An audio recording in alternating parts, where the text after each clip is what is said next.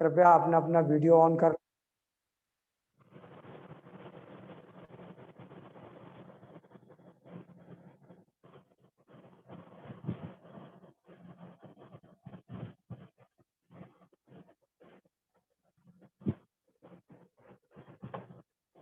क्या सभी पार्टिसिपेंट्स मुझे सुन पा रहे हैं?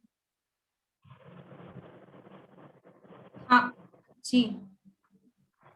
मेरा सभी पार्टिसिपेंट से अनुरोध है कि अगर आपको कोई एतराज ना हो तो अपना वीडियो ऑन कर लें, कैमरा। और मुझे लग रहा है कि इनमें कुछ लोगों ने अपने माइक को ही ऑन नहीं, वो कॉल ओवर इंटरनेट नहीं किया है, वो सुन भी नहीं पा रहे होंगे मे बी।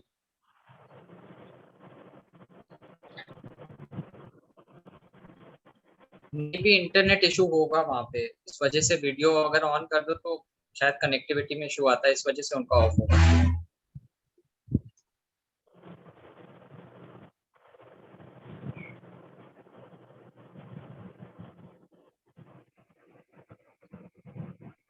गंगवार सर जुड़े हैं क्या?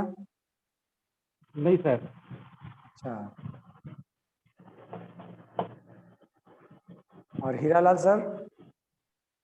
अभी वो भी नहीं जुड़े हैं सर। हाँ, जोड़िए। सौरभ सर आ रहे हैं मीटिंग। अच्छा अच्छा जी जी जी आ रहे हैं। जी।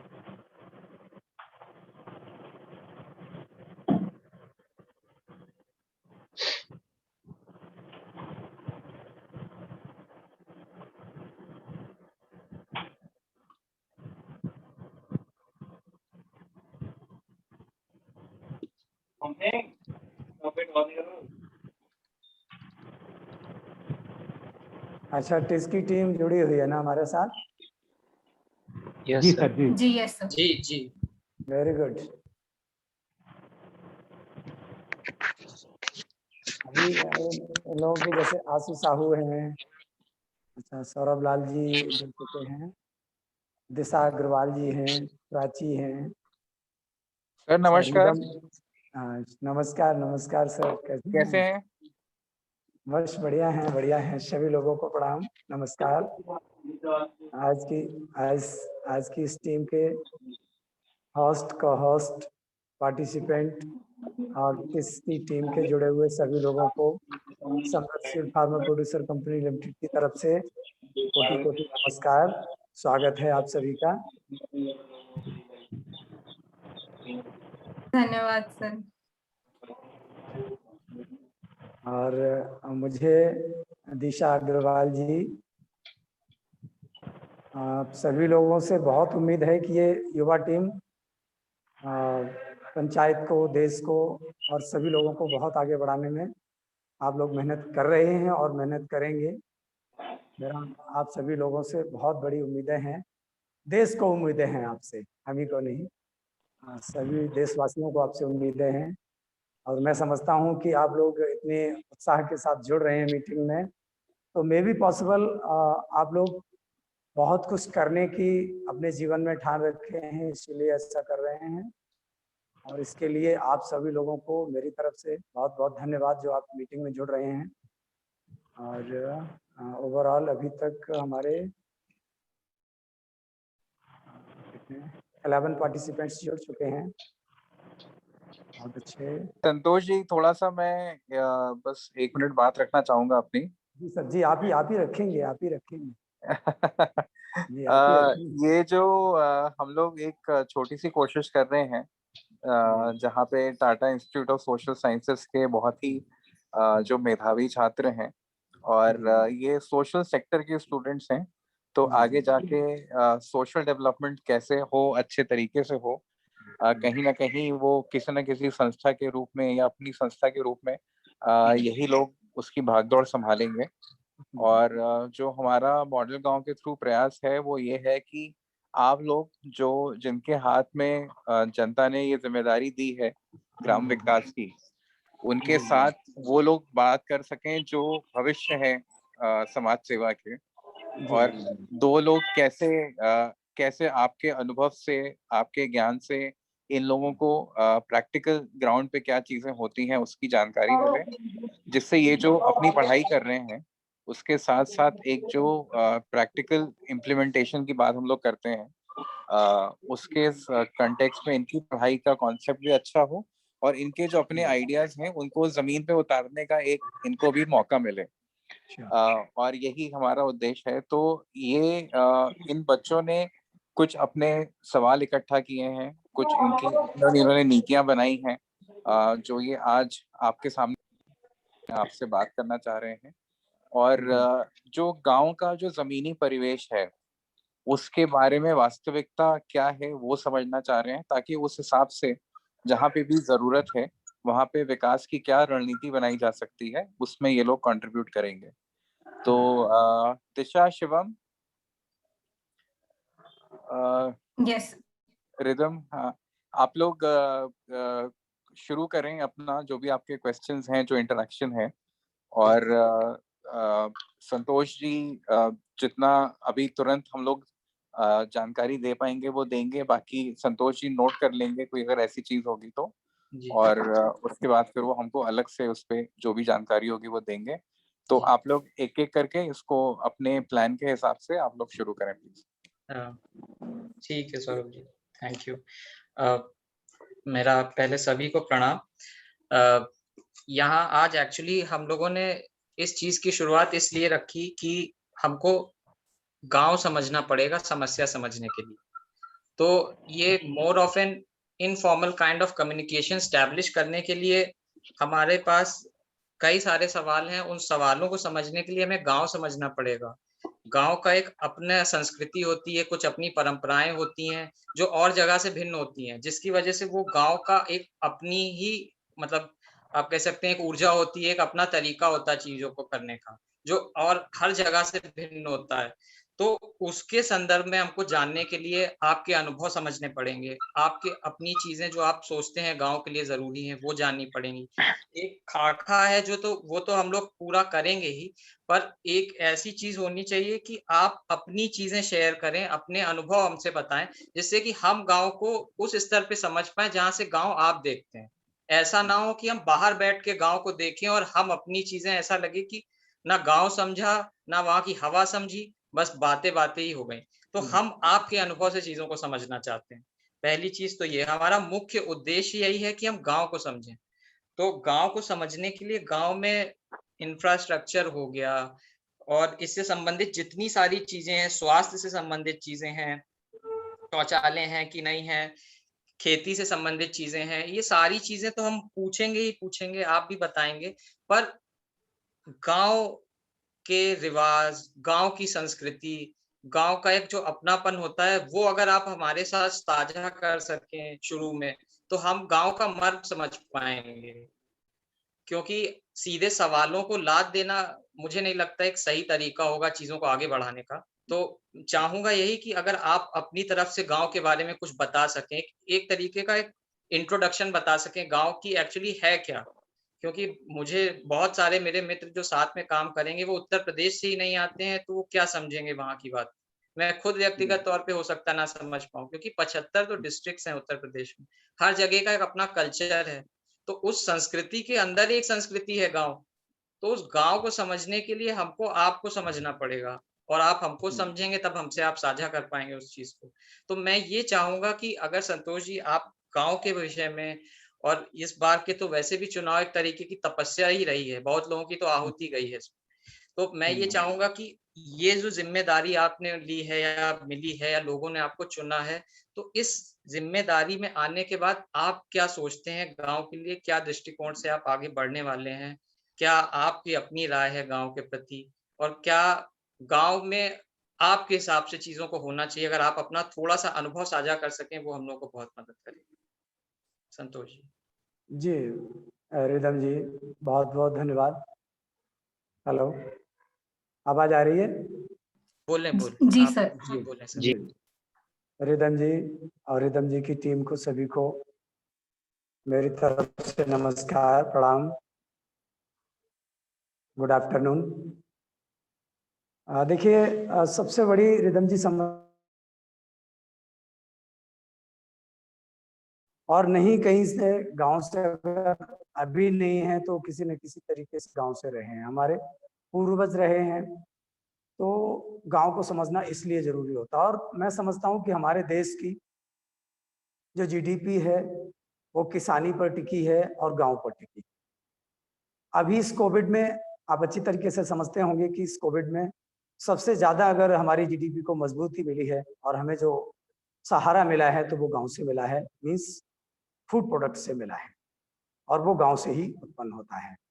अब हम मूलभूत सुविधाओं की और अव्यवस्थाओं की अगर बात करें रिदम जी, तो सबसे बड़ी अव्यवस्था गांव में देखने को मिलती है।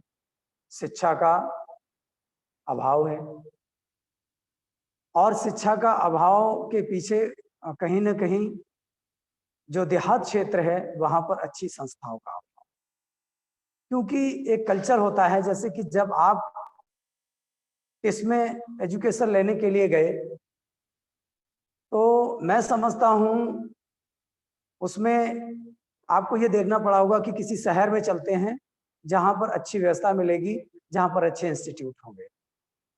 मैं समझता हूं कि हर परिवार में यही सोचा जाता है कि हम किसी बड़े शहर में चलेंगे और वहां की अच्छी व्यवस्थाओं को देखें। सबसे पहले हमें इन चीजों को समझना पड़ेगा, क्यों ना हम गांव के पास अच्छे इंस्टीट्यूशंस, क्योंकि शिक्षा एक ऐसा मंत्र होता है जो हर प्रकार के विकास में बहुत ही सहयोगी होता है। और मैं समझता हूं कि अगर हम शिक्षित नहीं हैं तो ओवरऑल किसी भी प्रकार का डेवलपमेंट नहीं कर सकते हैं। तो सबसे पहले हमें ध्यान देना पड़ेगा रिदम जी कि हम शिक्षा को किस तरीके से बढ़ाएं और शिक्षा को किस तरीके से आगे उसमें मजबूतियां कहाँ से लानी है। क्योंकि अब हम जब ग्राम पंचायत की बात करते हैं, ग्राम सभा की बात करते हैं और गांव की बात करते हैं, तो प्राइमरी स्कूल में सिर्फ और सिर्फ एडमिशन होते हैं बच्चों के, वहां पर पढ़ाई नहीं होती है। ऐसा नहीं है, न पढ़ाई होने के पीछे कारण सिर्फ और सिर्फ गार्जियन भी नहीं है, सिर्फ और सिर्फ टीचर नहीं है, सिर्फ और सिर्फ बच्चे नहीं है। इसमें कहीं ना कहीं उत्तरदायित्व तो हमारी सरकार का भी है। और अब जो गांव की सरकार, मैं समझता हूं कि गांव की सरकार सबसे मजबूती से अगर चले, जिसे हम ग्राम प्रधान कहते हैं, वो अपने आप में सबसे अधिक सक्षम होता है। क्योंकि अभी रिदम जी मैं बताऊं कि ऐसे ऐसे ग्राम प्रधान हैं जिन्हें अपना अधिकार नहीं पता है।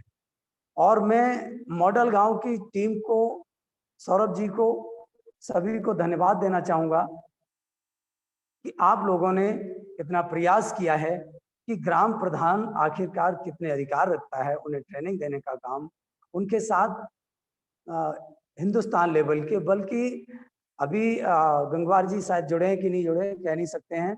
गंगवार जी तो पूरे विश्व में जाकर के ट्रेनिंग देते हैं, जो काफी अच्छे व्यक्ति हैं। तो ये सब चीजें एक मंच पे अगर आ रही हैं तो ये मॉडल गांव का बहुत विशेष इसमें योगदान है। और आप जैसे लोगों को भी अगर इन सभी चीजों के बारे में शेयर किया जा रहा है तो मैं समझता हूँ इसमें सबसे बड़ा योगदान मॉडल गांव का है। तो सबसे अधिक हमें ध्यान देना पड़ेगा शिक्षा पे, जो जिम्मेदारी हमारे गांव प्रधान की, ग्राम प्रधान की बनती है, और वो जिम्मेदारी आज मेरे कंधों पे है। और मैं कोशिश ये करता हूं और आगे कोशिश करूंगा कि सबसे पहले शिक्षा के क्षेत्र में अपने ग्राम पंचायत को मजबूत नहीं, ऐसी मजबूती दूं ताकि पूरे जिले में नहीं, प्रदेश में नहीं, देश में एक आदर्श पंचायत के रूप में जानी जाए। ये मेरा प्रयास है। और जब Tata institute of social science की जब टीम हमारे साथ है, क्योंकि समाज सबसे बड़ी जरूरत की चीज है, लोग इसे बहुत छोटा समझते हैं। मैं अपना एक छोटा सा वाकया शेयर करूंगा, ज्यादा समय नहीं है। जब मैं ग्रेजुएशन कर रहा था तो जो सब्जेक्ट टीचर थे सोशल साइंस वाले, वो ज्योग्राफी वाले बोले कि आपने सोशल साइंस क्यों लिया है, ये तो समाज का ज्ञान वाला है और समाज का ज्ञान तो सभी को होता है, आप ज्योग्राफी लीजिएगा। तो मुझे आश्चर्य हुआ, मैंने कहा समाज का ज्ञान जिसे है वो सबसे बड़ा ज्ञानी है। मैं समझता हूँ कि समाज का ज्ञान असली में किसी को है ही नहीं। और जब समाज का ज्ञान है तो फिर वहां की जनता शिक्षित क्यों नहीं है? अगर समाज का ज्ञान है तो वहां पर कुपोषण क्यों है? अगर समाज का ज्ञान है तो महिलाओं के साथ, बेटियों के साथ अत्याचार क्यों हो रहा है? अगर समाज का ज्ञान है तो बच्चे अशिक्षित क्यों रह जाते हैं? अगर समाज का ज्ञान है तो बेरोजगारी क्यों है? मैं समझता हूँ रिदम जी, सौरभ जी, हर चीज यहीं से चलती है।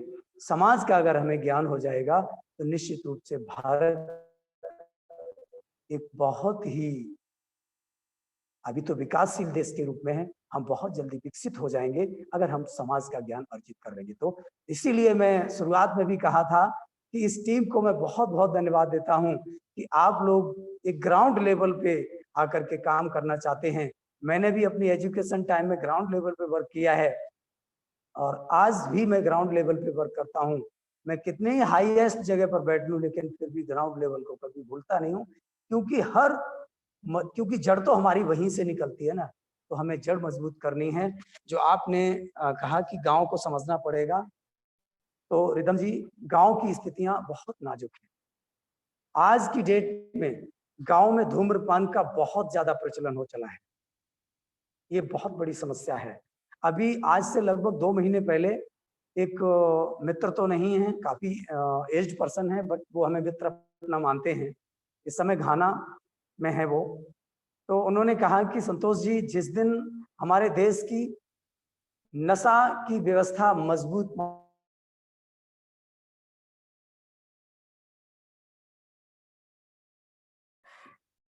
उसी दिन क्षम हो जाएगा, उसी दिन हम लोग पुनः एक उस देश में आ जाएंगे जो हमारा देश सोने की चिड़िया कहलाता था। तो नशा की व्यवस्था को खत्म करना ये भी एक गांव का सबसे बड़ी कमजोरी है। जब शिक्षित होंगे तो ये भी व्यवस्था खत्म होगी। भेदभाव गांव में चलता है, लड़का लड़की में भेदभाव चलता है, लड़कों को पढ़ाते हैं, लड़कियों को नहीं पढ़ाते हैं,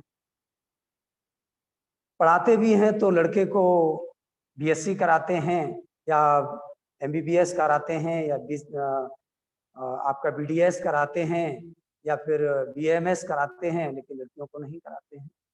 इन सभी के खिलाफ मैं स्वयं हूँ और मैं अपने परिवार में इन सभी चीजों का खिलाफत करके, मेरी भतीजी है बड़ी, वो इस समय एमबीबीएस में एडमिशन लेना चाह रही थी लेकिन किसी कारणवश नहीं हो पाया, कोविड की वजह से उसके मार्क्स कम रहे, लेकिन फिर भी मैंने बीएमएस में उसका एडमिशन कराया। तो मैं इन सभी चीजों के जो कुरीतियां हैं उनके खिलाफ। उसके साथ साथ जब बात आती है कि देखिए रोजगार, हम हमेशा सोचते हैं कि दिल्ली की तरफ भागें, कोलकाता की तरफ भागें, महानगर की तरफ भागते हैं। तो मैं समझता हूँ रिदम जी, कहीं ना कहीं ये एक सबसे बड़ा कारण ये भी है कि शिक्षा नहीं है। इसलिए हमारे पास जब शिक्षा नहीं होती है तो हम 2 पैसे की नौकरी करने के लिए बाहर भागते हैं और गांव में हमने अपने खर्चे इतने बढ़ा लिए कि हम अपने गुटखा भी खाते हैं, हम शराब भी पीते हैं और हमें विभिन्न प्रकार की गलत लत लग गई हैं। तो उन लतों से हम अपने आप को दूर नहीं कर पा रहे हैं, इसलिए हम अपने खर्चे पूरे नहीं कर पाते, इसलिए हमें दूर भागना पड़ता है। तो क्यों न कुछ ऐसा किया जाए कि हमारे गांव में ही रोजगार हो। जैसे कि रोजगार की तरफ की अगर बात करें तो मैंने फार्मर प्रोड्यूसर कंपनी इसीलिए डाली है ताकि मैं अपनी पंचायत, अपनी ब्लॉक, अपनी तहसील, अपने जनपद और फिर उसके बाद अपने जोन, उसके बाद अपने प्रदेश को एक आत्मनिर्भर भारत में बनाने का कार्य कर पाए। और इसका मुझे धीरे धीरे मौका भी मिल रहा है क्योंकि मॉडल गांव मेरे साथ है, गांव कनेक्शन मेरे साथ है, इफको किसान मेरे साथ है, यारा मेरे साथ है और सरकार मेरे साथ है और आप जैसे लोगों की टीम मेरे साथ है। तो मैं समझता हूं कि मेरा सपना है वो कहीं ना कहीं बहुत कुछ आगे चमकेगा, इसीलिए ये सब कनेक्शन बनते चले जा रहे हैं। और ये समस्याएं रिदम जी हैं, तो इन समस्याओं को हम किस तरीके से सॉर्ट आउट करेंगे? देखिए समस्याएं लगभग मैं समझता हूँ सभी को पता है, बाकी जो गांव की कुरीतियां हैं वो धीरे धीरे जब शिक्षा जागृत हो जाएगी, जब शिक्षा आ जाएगी तो कुरीतियां अपने आप खत्म हो जाएंगी। जैसे कि डायरी सिस्टम है, मैं समझता हूं कि आप शायद है कि ये मन में कोशिश ये करते होंगे कि मैं अपने जब शादी करूंगा या शादी अगर आपकी हो गई होगी तो दहेज नहीं लिया होगा या दहेज नहीं लूंगा, तो ये सबसे बड़ी समस्या है और अब धीरे धीरे ये खत्म भी हो रही है, कुछ जगह पर है। तो अब जैसे लड़की वाले अगर खुद देते हैं तो वो एक अलग चीज हो गई, बाकी लोग मांगना कम कर दिए, जहाँ शिक्षित समाज है वहां की बात कर रहे हैं। तो ये भी एक कुरीति है हमारे समाज की। तो वो भी मतलब हर कुरीति की का सॉल्यूशन, मतलब जितनी भी विडंबनाएं हैं, मिसअंडरस्टैंडिंग है, मिसमैचिंग है, उन सभी का जो सॉल्यूशन है वो शिक्षा से निकलता है। और शिक्षा जब तक दिल्ली, मुंबई, कोलकाता महानगरों में, लखनऊ, अलीगढ़ जैसे शहरों में रहेगी, तब तक मैं समझता हूं कि हमारा समाज शिक्षित नहीं हो सकता है। तो शिक्षा के जो दरवाजे हैं और शिक्षा की जो संस्थान है, उच्च संस्थान है, वो लोकल लेवल पे भी खोले जाएंगे। अब मैं यहाँ पर थोड़ा सा और अपना अनुभव साझा करता हूँ, क्योंकि मेरा शहर जो है, मेरे गांव के पास में शहर अलीगंज है, जनपद एटा का। तो मैंने अपने गांव में स्कूल न खोल करके शहर में खोला, उसके पीछे भी कारण है। और शहर में खोला, उसमें भी मैं परेशान हुआ, क्योंकि लोग भी, ऐसा नहीं कि संस्थाएं खोलने वालों की ही गलती कि वो महानगरों में ही संस्थाएं क्यों खोलते हैं, संस्थाएं खोलने वालों की ही गलती नहीं, कहीं ना कहीं संस्था में जो बच्चे पढ़ते हैं उनकी भी गलती है। आप अगर मुंबई पढ़ने जाते हो तो वहां पर अपनी पूरी फीस भरोगे, और आपको रिदम जी बड़ा आश्चर्य होगा कि जब गांव में स्कूल खुलता है तो वहां पर 50% फीस सबमिट हो पाती है। अब बताइए 50% जब फीस सबमिट होगा तो किस तरीके से संस्था अच्छी चल पाएगी। ये भी एक कमी है कहीं ना कहीं। तो इस प्रकार की ये भी, इन कमियों पे भी हमें विशेष ध्यान देना पड़ेगा। इसके लिए हमें अपने गांव के जो लोग हैं, जो हमारे क्षेत्रीय निवासी हैं, जिनकी सोच में एक चीज आ चुकी है कि नहीं, अगर हम एजुकेशन की फीस नहीं देंगे तो क्या फर्क पड़ता है, वहां तो बहुत बच्चे फीस देने वाले। मैं समझता हूं कि जिस प्रकार से घड़े में मतलब एक एक बूंद से घड़ा भरता है, तो उसी तरीके से संस्थाएं भी एक एक बूंद से चलती हैं। आज टेस्ट में आप पढ़ रहे हैं, मैं समझता हूं देश की एक पहली ऐसी मतलब बहुत ही महत्वपूर्ण संस्था है। और टाटा अपने आप में, पूरा टीसीएस ही अपने आप में, और टाटा की जितनी भी कंपनियां अपने आप में देश के लिए न्यौछावर हैं, वो तो अपने आप में एक एग्जाम्पल पूरे विश्व में है, उसके लिए कहने की जरूरत नहीं है।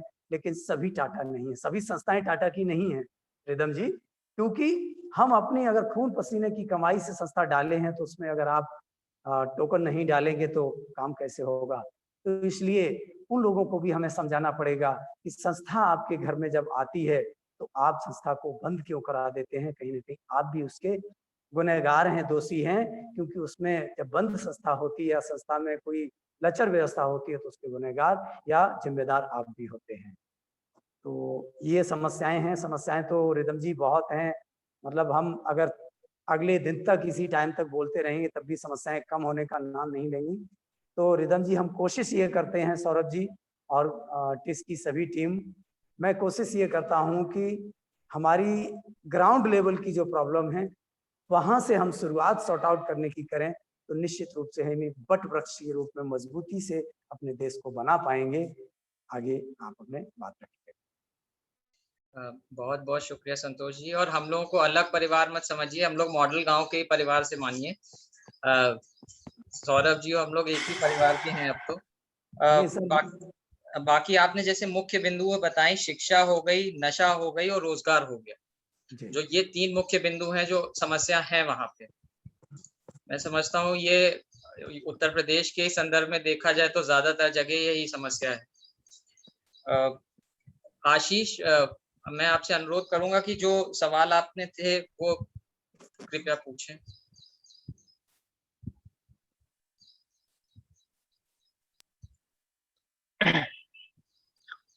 नमस्कार सर। नमस्कार आशीष जी। सर एक्चुअली हम हमारे साथ प्रधान जी और शायद कुछ बच्चे जुड़ने वाले थे, तो हाँ हाँ जुड़े हुए हैं, कई लोग जुड़े हुए इस समय हमारे समझ से। मैं देख रहा हूँ, 1 मिनट। हमारे साथ इस समय 9 पार्टिसिपेंट्स हैं, उसमें से हमारे गांव के प्रधान भी जुड़े हुए हैं और गांव का एक बच्चा भी जुड़ा हुआ है। और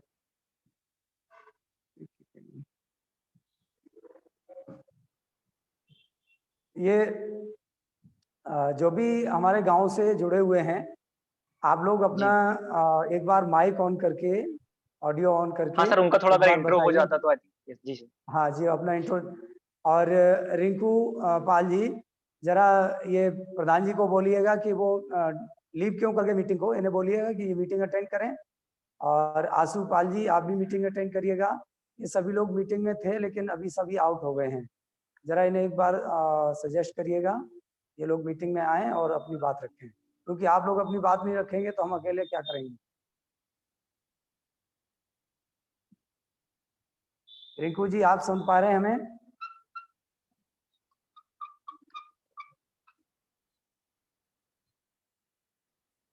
मैं एक बार इन्हें फिर से अवेयर करता हूँ, 1 सेकेंड। जी सर, जी सर। मैं अवेयर करता हूँ।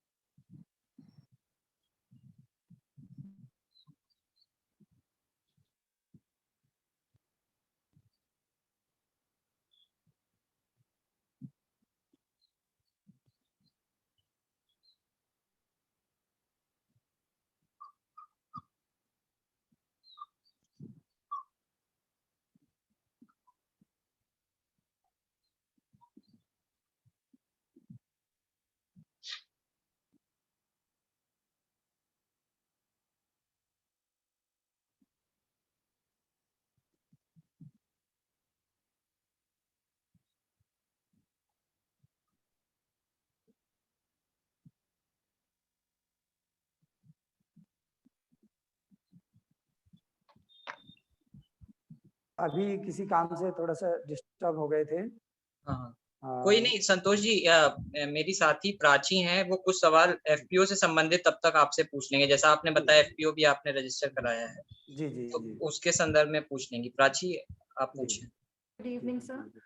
Sir Good meanwhile evening. जब तक बात ज्वाइन करते हैं, आप हमें एफपीओ के रिगार्डिंग, मतलब जैसे आपने इनिशिएट किया स्टार्टिंग से, तो आप हमें अगर उसका पूरा वर्कफ्लो बता सकते हैं तो वो बहुत इंसाइटफुल रहेगा। देखिए प्राची जी, एफपीओ मैं समझता हूँ कि बहुत ही आवश्यक है हमारे गांव विकास के लिए। और इसकी इनिशिएटिव स्टार्टिंग में सबसे पहले हमें 10 किसानों को उनके सारे डॉक्यूमेंट्स, जैसे कि आधार कार्ड हो गया, पैन कार्ड हो गया, उनकी लैंड की डिटेल हो गई, जैसे प्राइवेट लैंड का डिटेल भी हमें लेना पड़ता है। और इस तरीके से मिनिमम 10 डायरेक्टर्स उसके होते हैं, जो इसकी मेन डायरेक्टर्स की बॉडी में होते हैं। और डायरेक्टर्स की 10 डायरेक्टर्स से ये कंपनी रजिस्टर्ड होती है। कंपनी एक्ट में रजिस्ट्रेशन होने लगा है, पहले ऐसा नहीं होता था, कंपनी एक्ट में रजिस्ट्रेशन होने लगा है। जैसे कि उत्तर प्रदेश के लिए आरओसी कानपुर से हम रजिस्ट्रेशन कराते हैं, सभी का अपना अपना आरओसी होता है। तो 10 कैंडिडेट्स जो होते हैं वो फार्मर से ही होने चाहिए। उसके बाद इस कंपनी में जो मुख्य संचालन करते हैं वो 5 फार्मर्स रह जाते हैं, क्योंकि जितने ज़्यादा लोग इसमें अपनी डिसीजन लेने वाले होंगे, जो डिसीजन मेकिंग बॉडी होती है वो 5 कैंडिडेट्स की होती है, 5 फार्मर्स की होती है। वो डिसीजन लेते हैं और उन्हीं के डिसीजन से पूरा कंपनी चलता है। मुख्यतः आप देखें तो ग्राम विकास के लिए, चाहे हम स्वरोजगार की बात करें, आत्मनिर्भर की बात करें, गांव विकास की बात करें, सभी में आपका एफपीओ बहुत ही कारगर है। क्योंकि जितना हम उत्पादन खेतों में करते हैं, मुख्य उद्देश्य है किसान के जो इनपुट होता है उसे कम करना और आउटपुट को बढ़ाना। जब इनपुट कम होगा, और इनपुट कम करने के लिए उद्देश्य हमारा ये रहता है कि जैसे किसान अपने खेतों में खाद, बीज, दवाइयाँ, ये तीनों चीजें जब लगाता है तो उसे सस्ते रेट में और लगभग उस रेट में मुहैया कराना, ताकि वो अन्य दुकान से ले जा करके, जो महंगा पड़ता है, काफी दूर से ले जाता है, वो दूर से न ले जा करके अपने ही नजदीक 4 से 5 किलोमीटर दूर जा करके एक क्लस्टर जो हमने तैयार किए हैं, हम करवा रहे हैं, और भी क्लस्टर तैयार करवा रहे हैं, ताकि किसान को हम इजीली मेंटेन कर सकें, उसकी सुविधाओं को हम उसके घर तक पहुंचा सकें। प्राची जी, मैंने इसके लिए एक अपना जो क्लस्टर तैयार किए हैं, जो 5 से 10 किलोमीटर पे तैयार होते हैं, उसके लिए मैंने क्या किया है, समृद्धशील किसान बाजार के रूप में क्लस्टर तैयार किए हैं। और उस क्लस्टर का उद्देश्य है कि कंपनियों से खाद, बीज और दवाइयां सस्ते रेट में लेकर के, मोस्टली डीलरशिप लेकर के, और किसान को सीधा मुहैया कराना। दूसरा, जो किसान, अब इससे क्या होगा प्राची जी, जो इनपुट होगा वो सस्ता पड़ेगा। दूसरा, अभी हमने अपनी कंपनी के जरिए से फार्म मशीनरी बैंक के लिए अप्लाई किया हुआ है। अब फार्म मशीनरी बैंक जो होता है, उसमें ट्रैक्टर, ट्रॉली और जो कृषि के आधुनिक उपकरण होते हैं वो सभी होते हैं।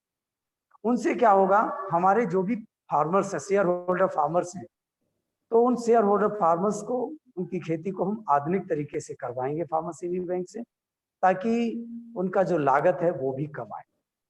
आम तरीके से जिसके पास 1-2 एकड़ जमीन होती है वो ट्रैक्टर नहीं खरीद पाते हैं, तो फार्म मशीनरी बैंक के जरिए से वो कंपनी का ट्रैक्टर है और वो उसका उचित खर्चा, जो डीजल और उसका जो लोकल एक्सपेंसेस होते हैं, वो दे करके अपने खेत में ले जा करके अपनी जुताई कर सकता है, अपने गेहूं की थ्रेशिंग कर सकता है, और अपने कई प्रकार की फसलें होती हैं उनकी शक्ति इजीली मेंटेन कर सकता है। तो ये इनपुट कम करने के लिए दूसरा साधन हो गया।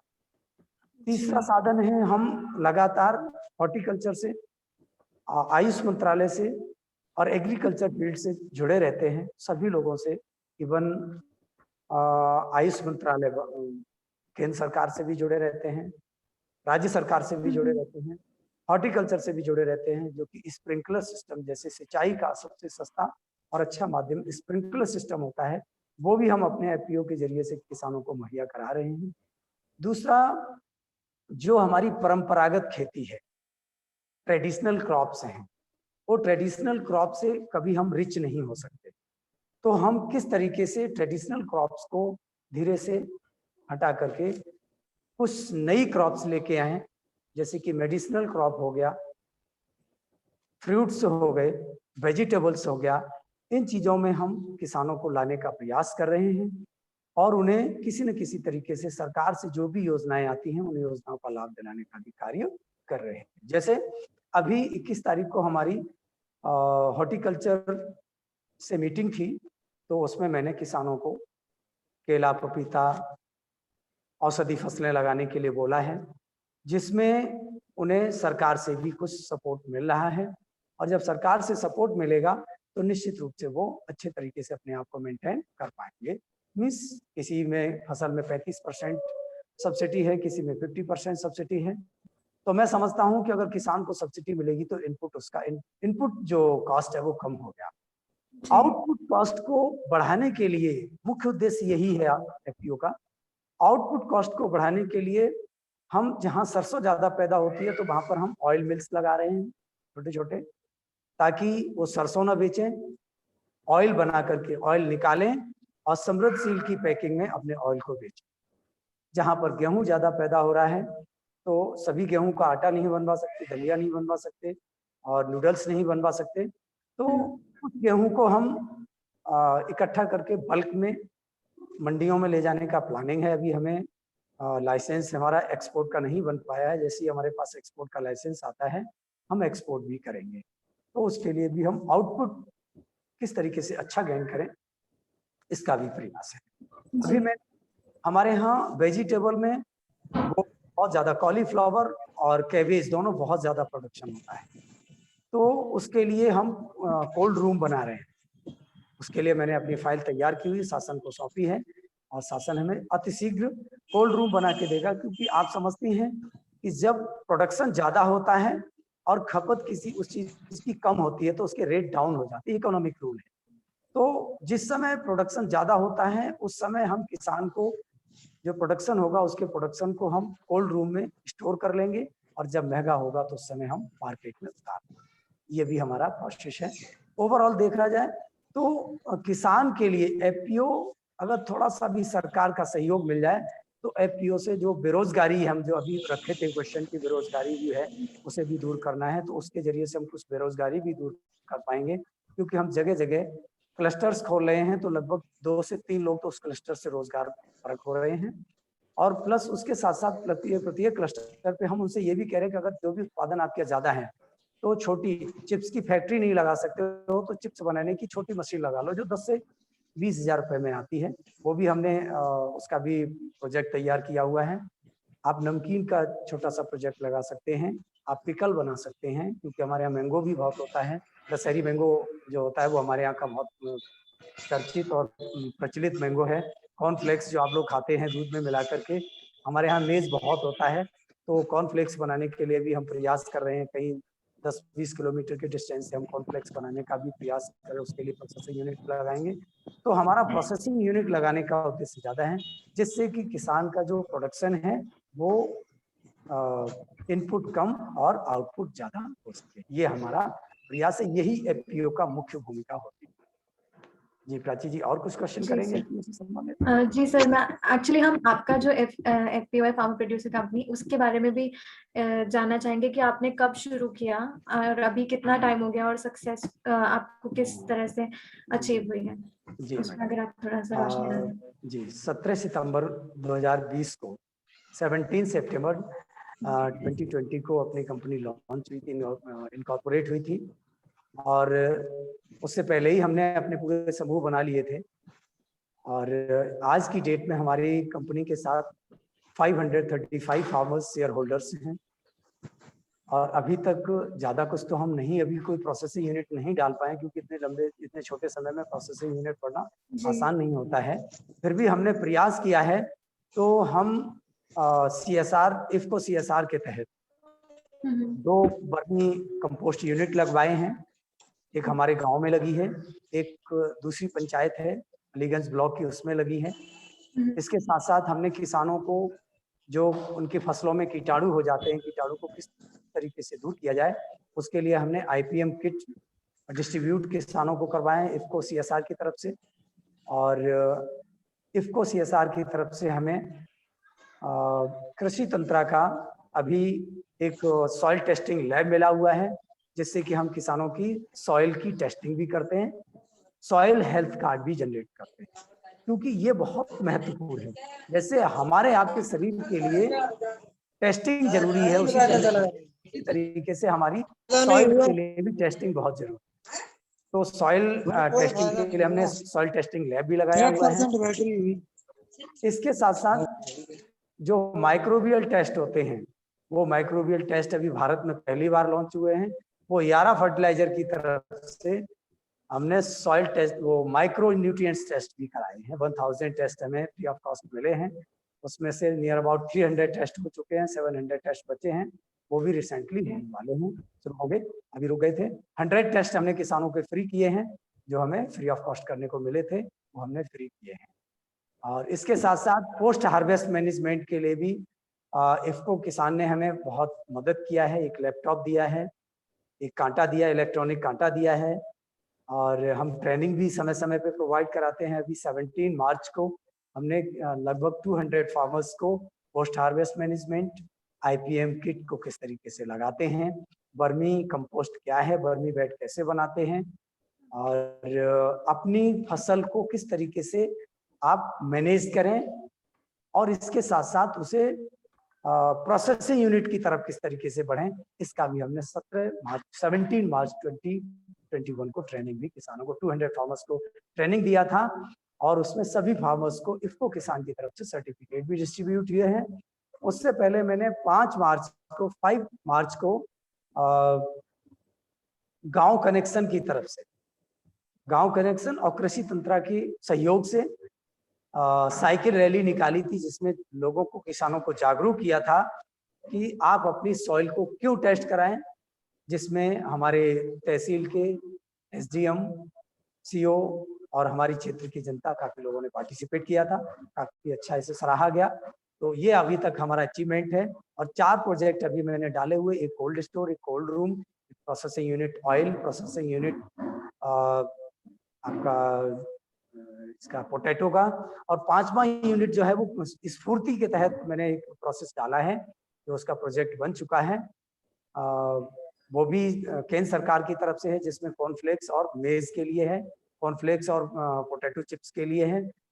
6वां जो प्रोजेक्ट है हमारा, वो एथेनॉल पे है, वो भी अभी हमने उसकी शुरुआत की है, उसे हम अगली साल फील्ड में लाएंगे। ये हमारे अभी तक के अचीवमेंट।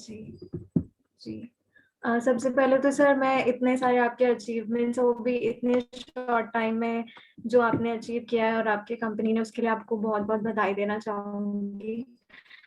सही में प्रेरणादायक है हम जैसे लोगों के लिए, सीखने के लिए, कि हम आगे चल के इसी चीज को और ज्यादा अच्छे से कर सकें या और लोगों को प्रेरित कर सकें इसके लिए।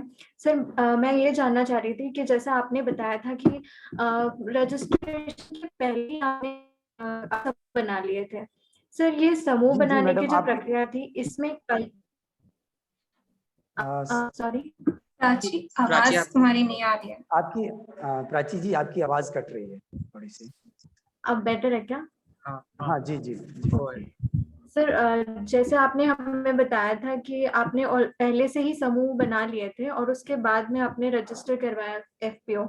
सर उस प्रोसेस में जब समूह आपने बनाए, तो उसमें किसी तरह की, मतलब राया गांव में जो है, आपको किसी तरह की परेशानी हुई कल्चरली, या फिर जो प्रोसीजर फॉलो करना होता है रजिस्टर करवाने में, उस तरह के कोई चैलेंजेस आए तो उसके बारे में आप बता सकते हैं?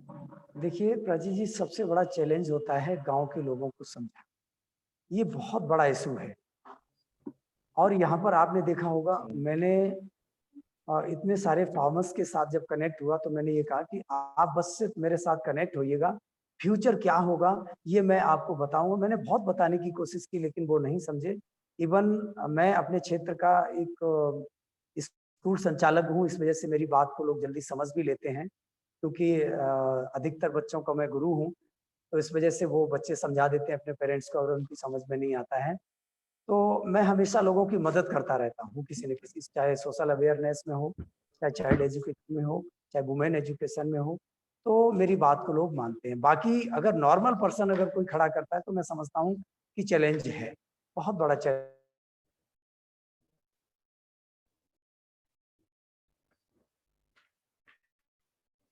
ले जाता है। कोई भी अपना आधार का नंबर नहीं देना चाहता है किसी, मतलब आप अननोन पर्सन होकर के अभी गांव में चले जाएं तो आपको कुछ भी देने वाले नहीं, क्योंकि आज से एक ट्रेंड चला हुआ है कि आधार नंबर से पैसे निकल जाते, तो इसलिए बहुत बड़ा चैलेंज है। और इतना विश्वास किए हैं आज लोग, तो मैं समझता हूँ कि मैं उनके विश्वास पे खरे उतरने के लिए इतना मैंने काम किया है। और अब तो इतना विश्वास हो गया कि लोग ये कहते नहीं सर आप जो भी करेंगे हम आपके साथ। चैलेंजेस तो हैं, बट अगर आप अपने आप में सक्षम हैं और आप समझाने में सही हैं तो मैं समझता हूँ कि चैलेंजेस कुछ भी नहीं। जी प्राची जी। जैसे कि आपने आपको गवर्नमेंट स्कीम्स के तरफ से काफी ज्यादा सपोर्ट मिला है, आपने उनके नाम और जो CSR एक्टिविटीज होती हैं उसके भी आपने बताया, इफको की तरफ से जो सपोर्ट आपको मिला है। एक सेकंड प्राची जी यहाँ पर थोड़ा सा, गवर्नमेंट की तरफ से भी कोई सपोर्ट नहीं है। ये मेरे अपने संबंध, मेरी अपनी मेहनत है जो कि आज इफको और यारा ये CSR हमारे साथ कर रहे हैं। ये हमारी अपने खुद के रिलेशंस और खुद की हमारी मेहनत है। अभी तक गवर्नमेंट की अगर बात करें, मैं छोटा सा, आज मुझे लग रहा है कि गंगार जी भी जुड़ चुके हैं। बड़े आश्चर्य की बात है कि मेरे अपने किसानों का गेहूं जो FCI होती है उस पर नहीं पड़ पाया, बड़े आश्चर्य की बात। फिर मैंने कल लेटर लिखा DM को, और जो अपर प्रमुख सचिव एग्रीकल्चर को भी मैंने लेटर लिखा, कल उन्हें मेल किया कि आश्चर्य की बात यह है, मतलब सरकार का मुझे 1% भी सपोर्ट नहीं मिलता है। तो कष्ट इस बात का है। जैसे प्राची जी आपने कहा कि सर आपको इतना सरकार का सपोर्ट, किसी का सपोर्ट नहीं है। अगर आप अपने स्वयं में सक्षम है तो आपको सभी सपोर्ट करेंगे, अदरवाइज कोई सपोर्ट नहीं करेगा। तो अभी सुना जा रहा है कि उसकी लास्ट डेट बढ़ चुकी है, तो मे बी पॉसिबल मेरे किसानों का गेहूं जो 1975 रुपए 1975 पे जो जा रहा है वो बिक पाएगा। मे भी कोशिश कर रहे हैं, देखो क्या होता है। तो सरकार का ये सपोर्ट है, आप समझ लें।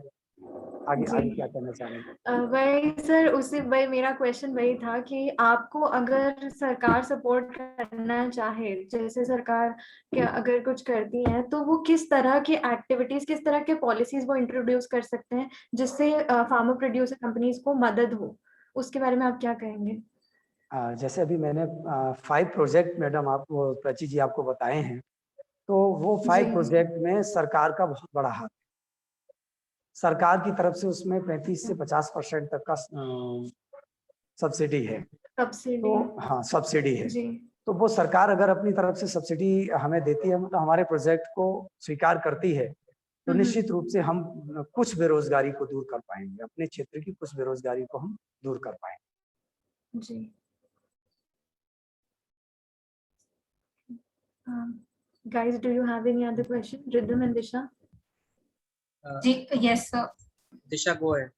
हाँ तो सर एक्चुअली सर मैं ये जानना चाह रही थी, जैसे अगर सिर्फ आप ही की जो FPO के बारे में बात करें तो जो किसान हैं उनकी अगर मैं जानना चाहूँ तो उनकी एवरेज जो लैंड साइज होल्डिंग है, मतलब एवरेज किसानों के पास कितनी जमीन है आपके FPO की अगर बात? जी दिशा जी, हमारे पास वैसे तो FPO का उद्देश्य ये होता है मोस्टली उन किसानों को जोड़ना चाहिए जो लघु और सीमांत किसान होते हैं, मीन्स जिनके पास 1 हेक्टेयर मतलब मैक्सिमम 2 हेक्टेयर तक जमीन होती है, उन्हीं को हम जोड़ते हैं। और अभी तक हमने अपने FPO में किसी ऐसे किसान को नहीं शेयर होल्डर बनाया है जो लघु अथवा सीमांत किसान से एबव हो। और मैं समझता हूँ लघु और सीमांत किसान ही इसका पात्र है, बाकी तो उनके पास जमीन इतनी ज्यादा है कि वो अपने आप में व्यापारी भी है और वो अपने आप में सक्षम भी है। तो मोस्टली हमारे पास वही किसान हैं जिनके पास लेस देन ½ एकड़, मोर देन 2 हेक्टेयर, वही फार्मर्स हमारे पास। एंड सर जैसे कि मैं ये हम लोग मतलब ये समझना चाह रहे थे, जैसे जो भी किसान है वो जब आपकी जब एक एफपीओ से जुड़ते हैं तो किस हिसाब से वो उस एफपीओ में इन्वेस्ट करते हैं, या क्या एफपीओ के मेंबर बनने के लिए उन्हें कोई, जैसे हम लोग जिसे बोलते हैं कैपिटल जिसे बोलते हैं, क्या वो उनको कुछ इन्वेस्ट करना पड़ता है और कितना इन्वेस्ट करना पड़ता है? दिशा जी, 10 रुपए से लेकर के 2000 रुपए तक का मैक्सिमम एक शेयर होल्डर बन सकता है। मिनिमम 10 रुपीज का, मीन्स 10 रुपीज का हमारे यहाँ एक शेयर होता है, और मैक्सिमम 2000।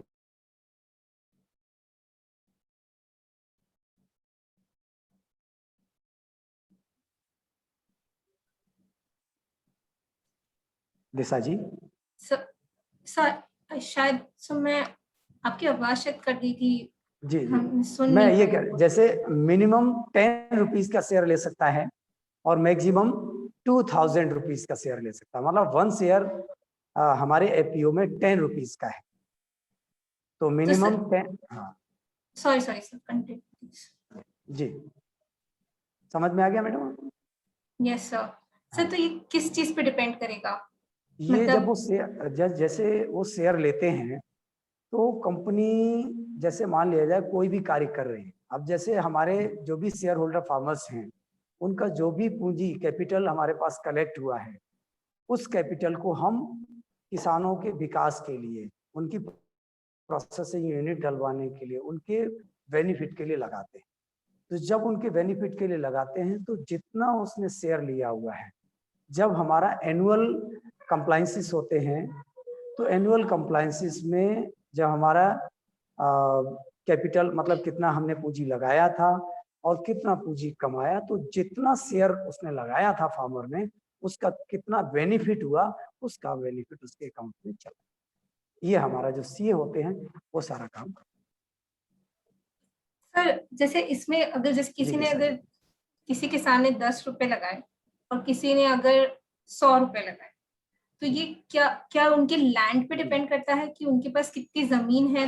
तो किसी के पास ज्यादा, ये उसकी, ये नहीं, ऐसा कोई ऐसा नहीं, ऐसा कुछ भी नहीं है। वो अपने उसके ऊपर डिपेंड करता है वो कितना इन्वेस्टमेंट करना चाहता है। ओके, क्योंकि इसमें मैक्सिमम क्राइटेरिया 2000 का है। अच्छा। जी जी सर। तो सर जैसे अंत में जब सारे कंप्लायंसेस होते हैं, एनुअली जो कंप्लायंसेस होते हैं, फिर जो भी एफपीओ का जो भी प्रॉफिट होगा वो जिन किसान ने जितना कैपिटल लगाया है उसके हिसाब से सब में डिस्ट्रीब्यूट हो जाता है, यही मतलब डिस्ट्रीब्यूट होता है। हाँ जी। तो सर जैसे जैसे किसान जो है वो जब उनकी जो फसल होती है वो आपको सेल करते हैं, मतलब एफपीओ को सेल करते हैं, या फिर उनको सब कुछ लास्ट में मिलता है एज अ प्रॉफिट शेयरिंग?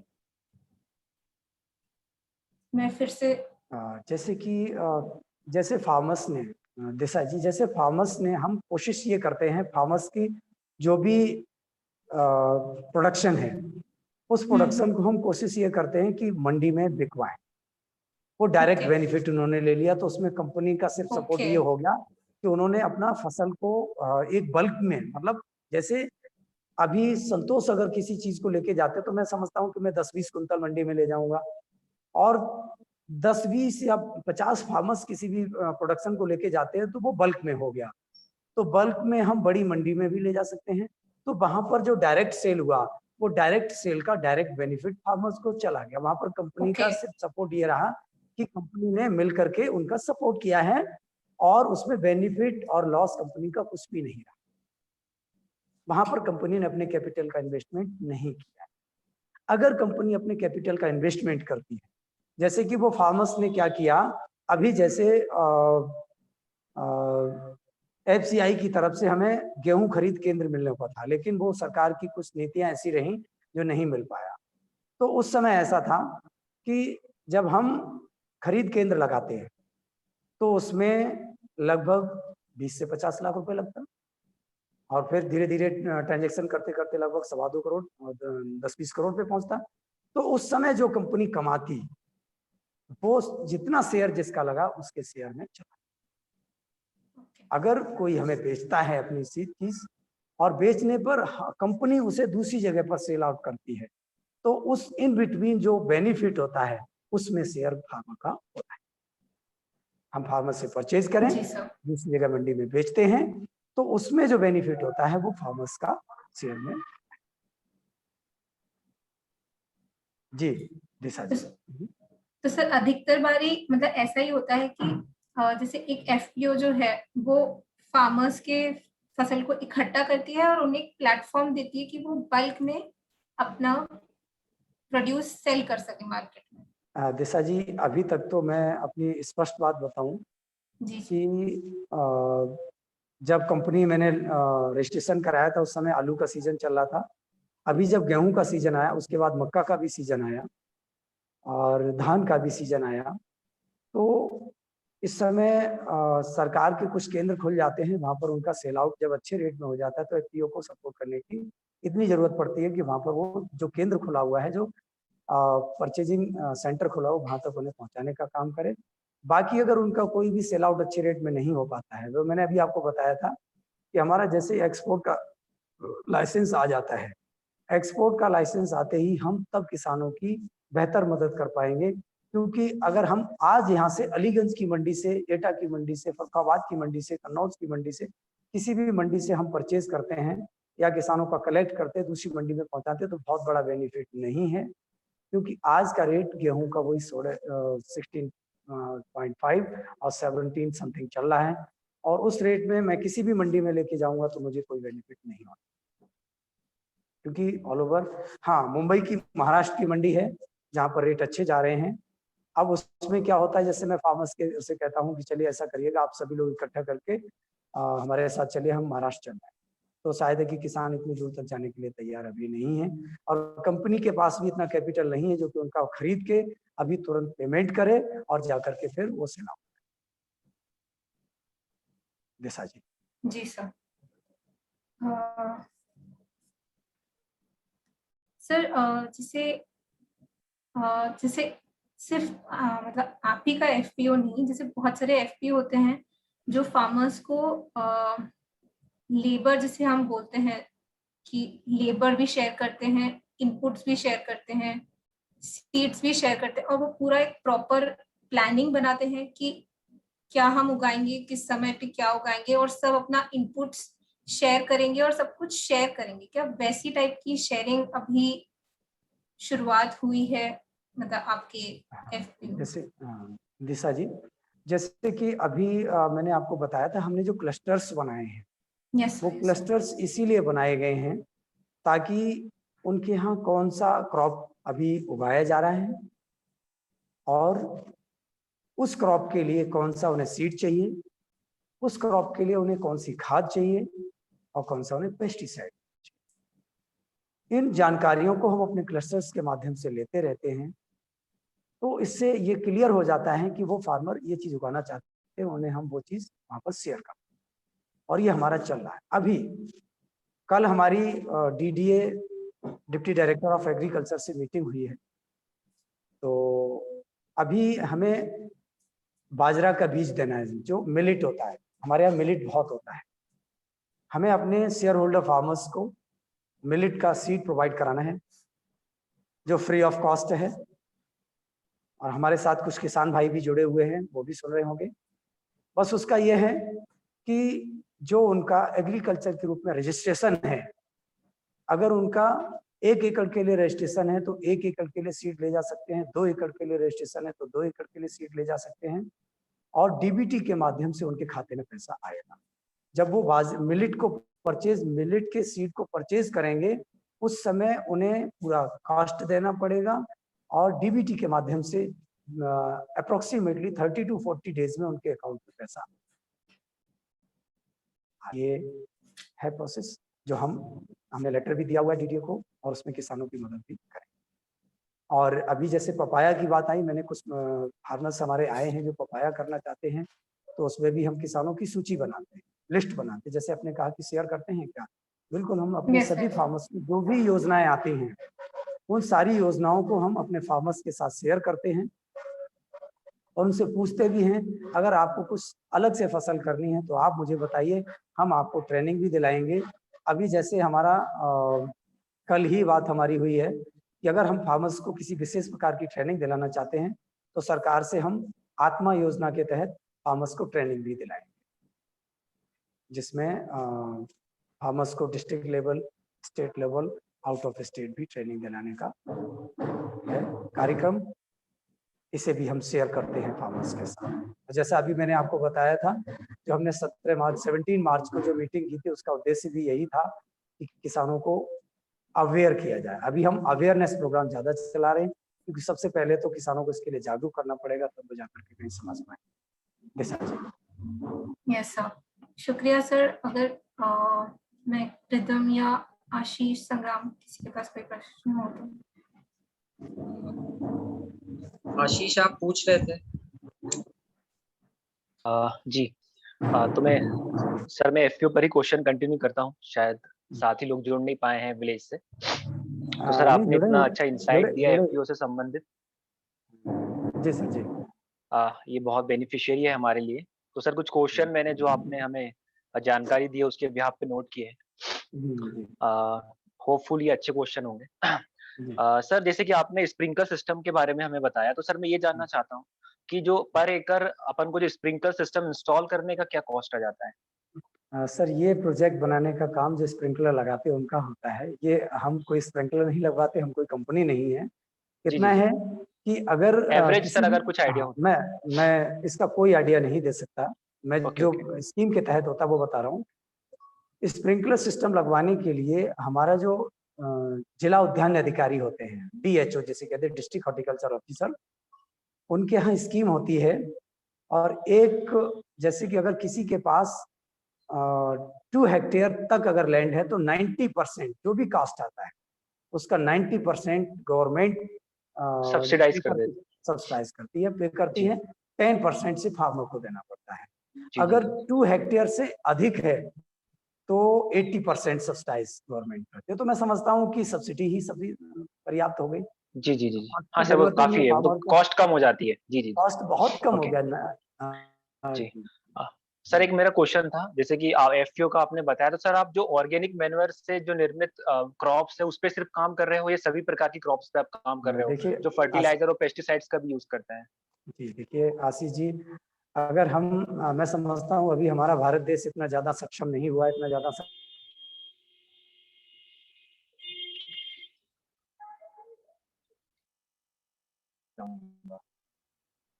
और किसान मुझे घर में नहीं घुसने देगा और गांव में तो घुसने नहीं देगा।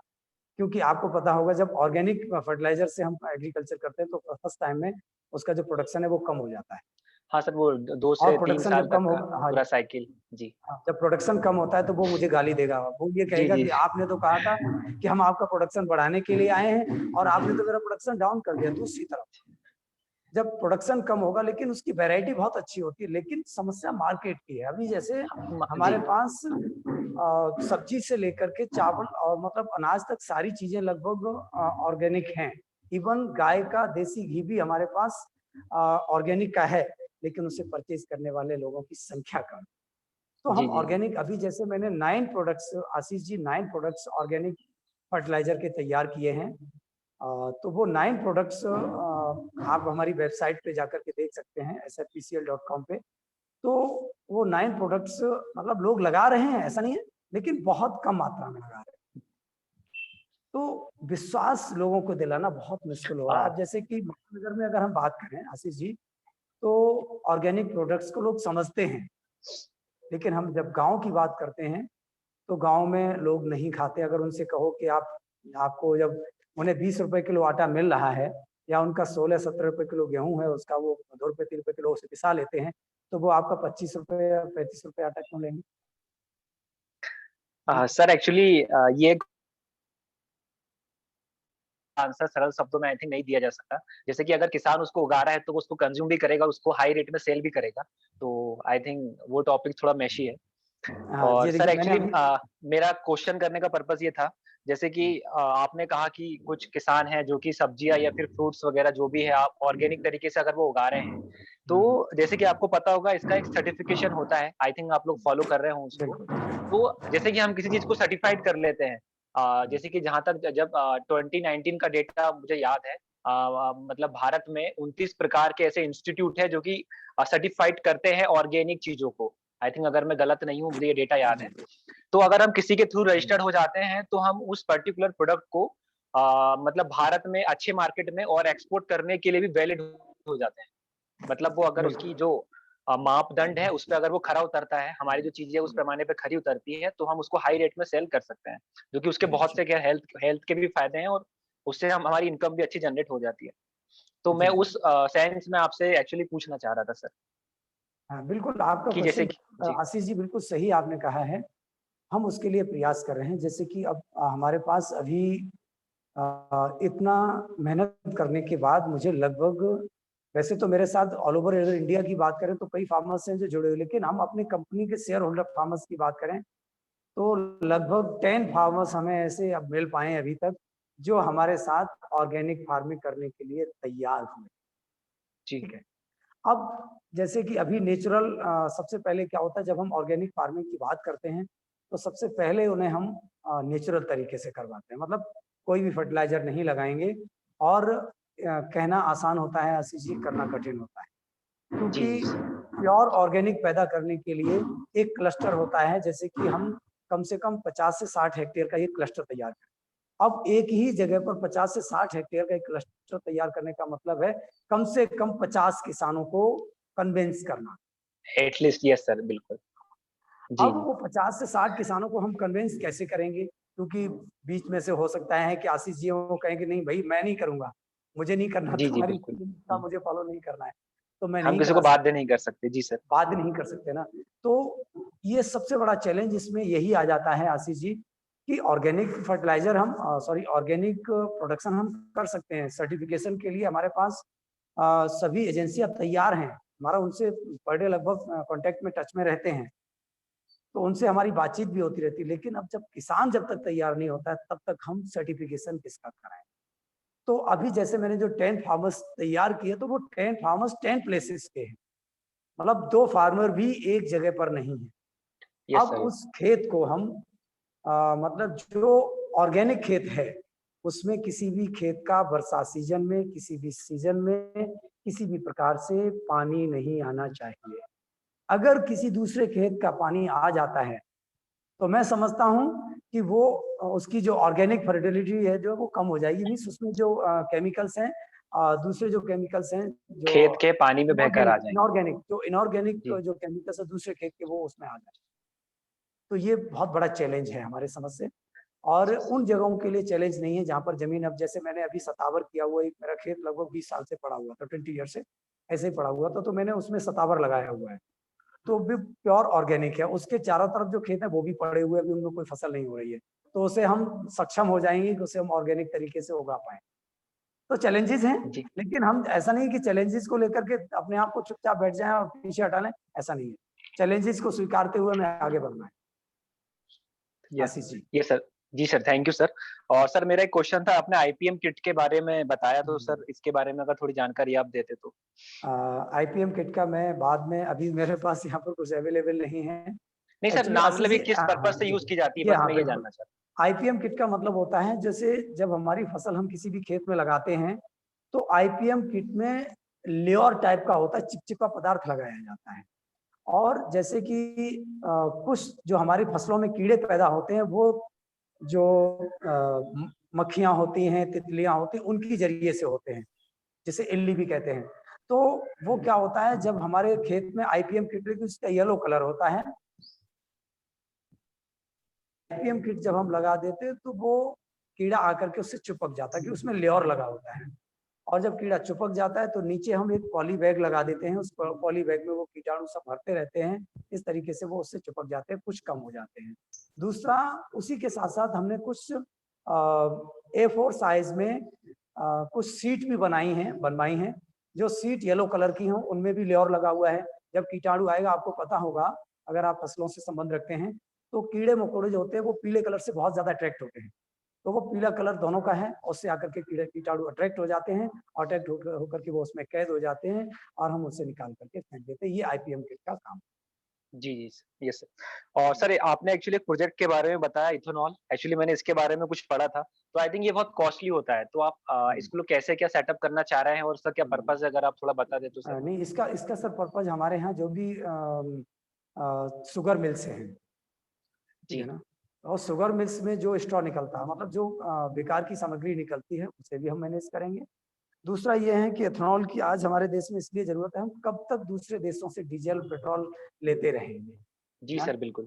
तो मैं समझता हूँ कि एथेनॉल की ज़रूरत देश को है और मैं बहुत बड़ा फ़ैन नितिन गडकरी जी का हूँ और मैं बिल्कुल उन्हें सर, सुनता मी रहता टू हूँ सर। तो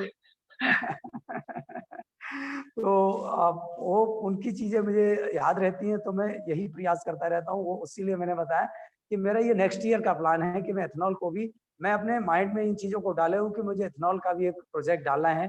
कॉस्टली है, लेकिन बैंक से फाइनेंस कराएँगे। अब चूँकि क्षेत्र में अभी हमारी जिस जगह से मैं बिलॉन्ग करता हूँ, वहाँ पर इंडस्ट्री बहुत मतलब आप देखें तो बहुत ही कम है। बहुत छोटी-छोटी इंडस्ट्री है, वो इंडस्ट्री नथिंग है। तो मैं चाहता हूँ कि इथेनॉल की इंडस्ट्री अगर हमारे क्षेत्र में पड़ जाती है, तो मेरा क्षेत्र भी कुछ डेवलप हो जाएगा। ये मेरा प्लानिंग है, सपना भी है मेरा ये। जी, जी, सर। जी, आशीष जी। सर इथेनॉल का सर ये आपका प्रोजेक्ट बहुत अच्छा है, अगर ये इंस्टॉल हो पाता है तो। मल्टीटास्किंग ये होता है और इससे हम किसानों की जो उपज का जो व्यर्थ पदार्थ निकलते हैं, वहाँ से जो भूसा में कन्वर्ट करते हैं या और भी जो चीज़ें होती हैं सब्जियों से संबंधित जी, या फिर गाँव के हिसाब से जो गार्बेज वगैरह निकलता है, उसको हम आई थिंक यूज़ कर सकते हैं उस प्लांट में। जहाँ तक मैंने उसकी स्टडी जी, की थी। तो सर एफपीओ जी, से जी। संबंधित मेरे क्वेश्चन यहाँ पर समाप्त होते हैं। धन्यवाद आपका। हाँ, रिदम अगर आपके सर पास कुछ क्वेश्चन हो तो? हाँ सर, संतोष सर, मैं ये जानना चाह रहा था, आपने जैसे आप बताया इंडस्ट्रीज बहुत कम है या बहुत निम्न मात्रा की, तो खेती के अलावा आय के स्रोत क्या-क्या हैं? मतलब राया में स्पेसिफिकली अगर मैं जानना चाहूँ तो राया में आस-पास। एक्सेप्ट एग्रीकल्चर, जैसे सर मैंने शुरुआत तो रिदम जी पहले ही बताया था जी, कि जी। हमारी पंचायत से सबसे ज़्यादा पलायन होता है दूसरे प्रदेशों के लिए और दूसरी शहरों के लिए। यही आय का साधन है। और रिदम जी आप अपने माइक को ऑन रखें तो हम लोग अच्छा चर्चा कर पाएँगे। जी, मैं हाँ, हाँ, ठीक है। कोई बात नहीं, वो आपकी हैबिट अच्छी है, मैं भी ऐसा ही करता हूँ। नहीं, वो क्योंकि चूँकि कोई हम आपको लोग डिस्टर्बेंस ना हो इस वजह से मैं बंद कर देता हूँ। नहीं, नहीं, मुझे डिस्टर्बेंस नहीं होना। जी, तो ये हमारा उद्देश्य मतलब हमारे यहाँ आय के साधन की अगर बात करें तो आय के साधन में अभी तक कोई भी इंडस्ट्री नहीं है और जी। कोई भी ऐसा कारोबार नहीं है जिससे कि लोग अपनी आय को बढ़ा सकें। और या तो गवर्नमेंट जॉब करते हैं कुछ लोग या प्राइवेट जॉब करते हैं, हुँ। बाकी खेती का। अच्छा संतोष जी, ये वीडियो और ये कितने सक्रिय रूप से काम करते हैं? मतलब सरकारी ढांचा चल रहा है कि किताबों में है? अब सर अगर देखिए वीडियो की अगर बात करें तो मैं आज लगभग 3 बार मैं वीडियो को कॉल किया हूँ जी। और पंचायत सेक्रेटरी को भी कॉल किया हूँ हुँ। और मे बी वो लोग नहीं जुड़े, ठीक है ना? और मैंने इन बिटवीन मीटिंग भी कॉल किया उन्हें। तो मुझे बहाना उन्होंने देखिए ये जितना भी ब्यूरोक्रेट्स हैं, अगर इसमें कोई भी ब्यूरोक्रेट्स जुड़े मुझे इससे कोई ऐतराज़ नहीं है, उन्हें बुरा लगे, अच्छा लगे, मुझे मैं जो बात कहता हूँ वो कहता हूँ। बुरा लगे तो वो लगे, गलती है जी, तभी जी। कह रहा हूँ। सही तो बात। जितने भी ये ब्यूरोक्रेट्स हैं, ये सिर्फ़ आपकी कमियाँ निकालने में रहते हैं हुँ।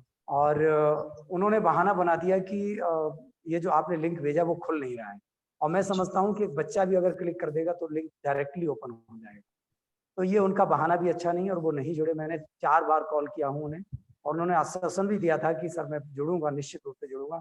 अब आप समझ सकते हैं कि कोऑपरेट कर रहे हैं कि इनकोऑपरेट कर रहे हैं। कहने की इसी आवश्यकता नहीं है। इसी से संबंधित मैं ये पूछूँगा, जैसे अब आपके ऊपर प्रधानी की ज़िम्मेदारी है, तो इनके साथ कोऑर्डिनेट करने में कितना गतिरोध आता है?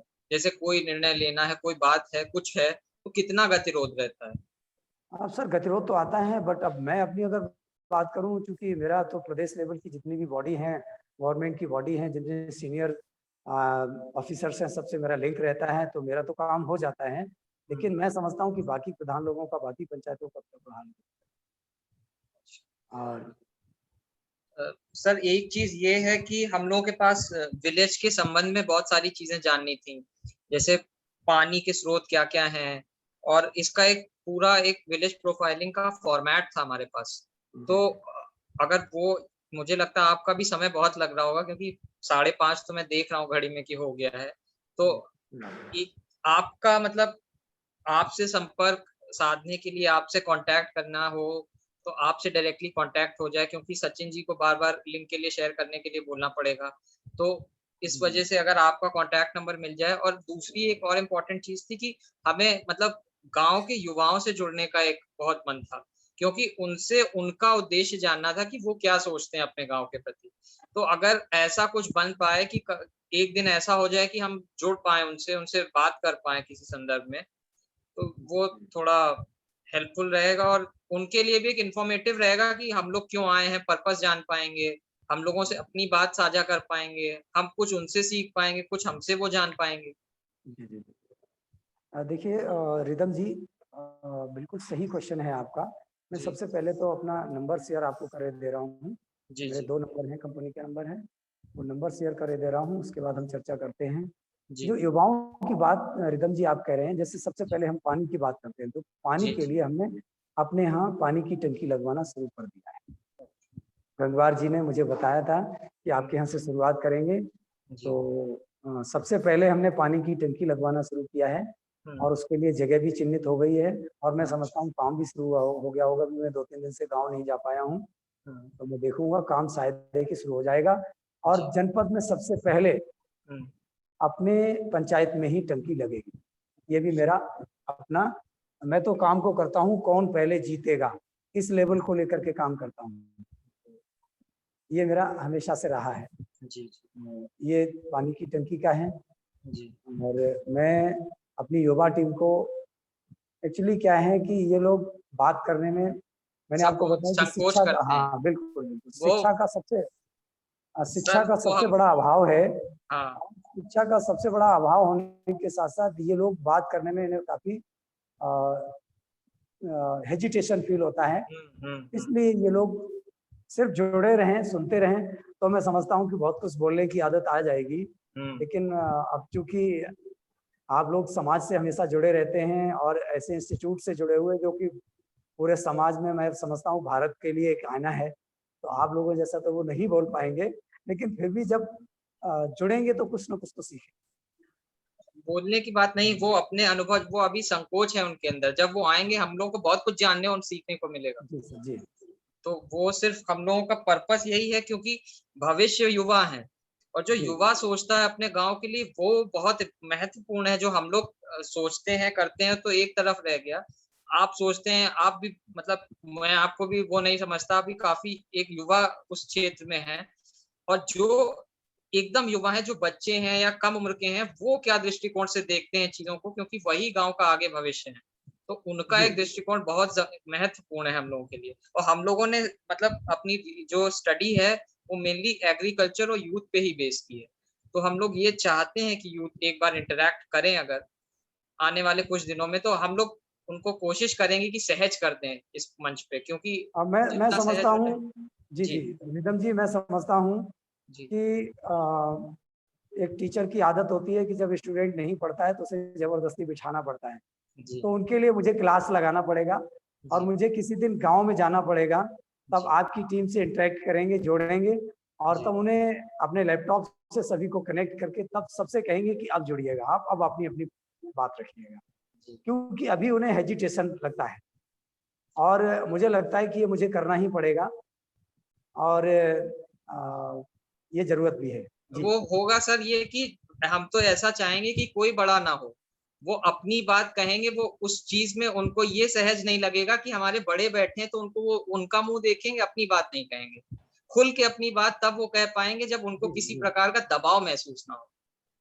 जी, वही वही मैं करूँगा, मैं लैपटॉप ऑन करके मीटिंग में जी, जॉइन करा के मैं साइड हो जाऊँगा। जी, क्योंकि मैं, हाँ, मैं अपने गाँव का और अपनी पंचायत का शिक्षक के रूप में जाना जाता हूँ। जी। तो ज़ाहिर-सी बात है कि कोई बच्चा मुझसे मेरे सामने बोलता ही नहीं। हाँ, हाँ, और मैं समझता हूँ इस मीटिंग में इसीलिए वो जुड़े भी नहीं हैं। हाँ।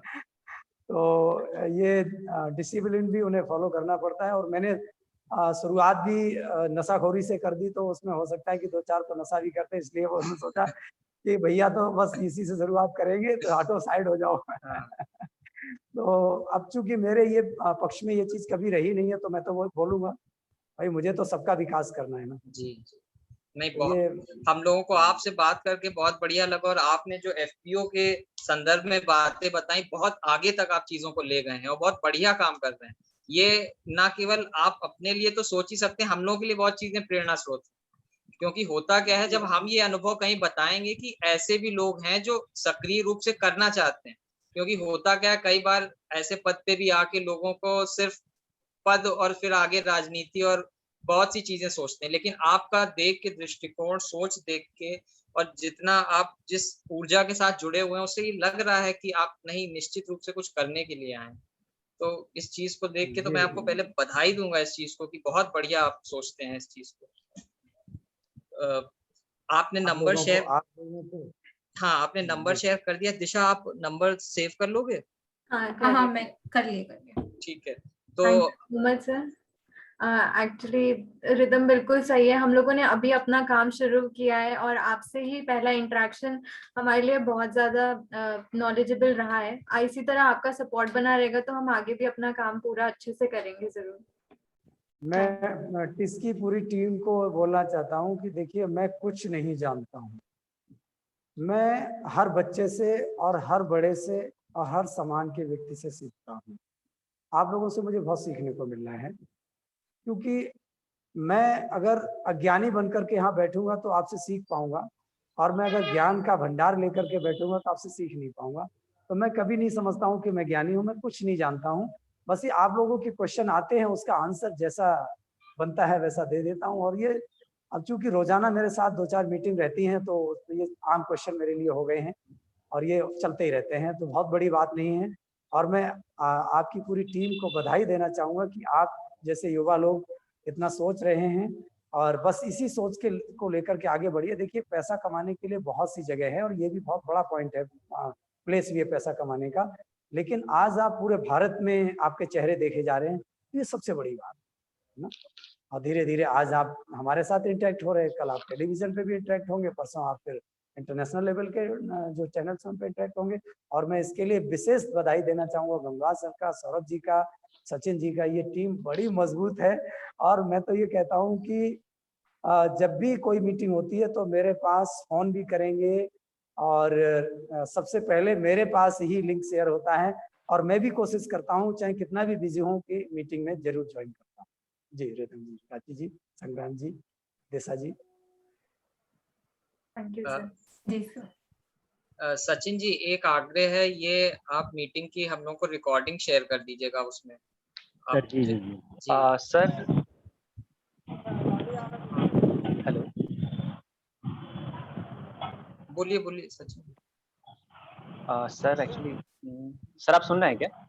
आशीष, हाँ बोलो ना। आ रही है आशीष, आवाज। नहीं एक्चुअली सर एक आग्रह था हमारा कि अगर एक मीटिंग हमारी प्रधान जी और जो सेक्रेटरी साहब हैं और जो पंच हैं गांव के, अगर उनके साथ हो जाती तो आई थिंक ये बहुत ही हमारे लिए बेनिफिशियल होगा।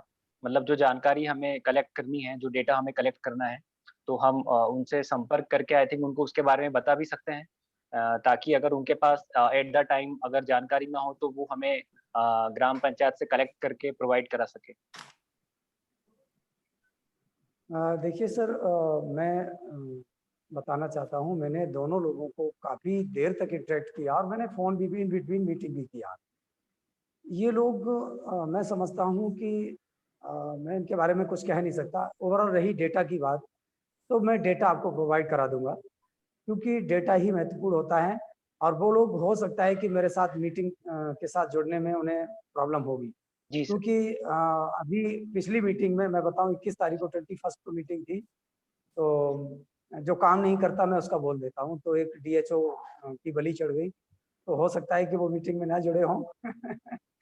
नहीं सर, मतलब अगर कहने का ये ऐसा कुछ है तो सर हमने विलेज प्रोफाइल आप लोगों के साथ शेयर कर दी है, अगर आपको नहीं मिली हो तो आप नहीं, प्लीज मुझे हाँ मिल जी। गई है। तो सर उसमें सारी प्रोफाइल मुझे मिल जानकारी गई है। सिस्टमेटिक तरीके से अरेंज है जो हमें चाहिए। तो सर वही हमें एक्सप्लेन करना था। अब तो सर कोई इशू नहीं है, आपको बता ही दिया है हमने जो चीजें हमें चाहिए। तो सर आप प्लीज एक बार उसको देख लीजिए और कैसे उसको हम मतलब आप प्रोवाइड करा सकते हैं।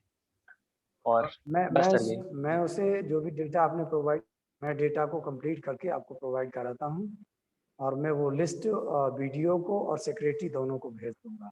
ये लोग बहुत अच्छे नहीं हैं गांव के। ये लोग क्योंकि गांव के उन लोगों को डील करते हैं जो लोग अशिक्षित हैं और जिन लोगों को संविधान का ज्ञान नहीं है, जिन्हें पंचायती राज आयोग का ज्ञान नहीं है। उन्हें शायद ये पता नहीं है कि अब वो प्रधान नहीं रहे हैं जो प्रधान आज इवन विधानसभा पे जाकर के ट्रेनिंग देते हैं, वो प्रधान है अब। जी संतोष सर, एक चीज मैं कहना चाहूंगा कि हम लोग जो युवा से इंटरेक्ट करना चाहते हैं वो कई चरणों में सोचा है, क्योंकि एक बार में बात बनेगी नहीं।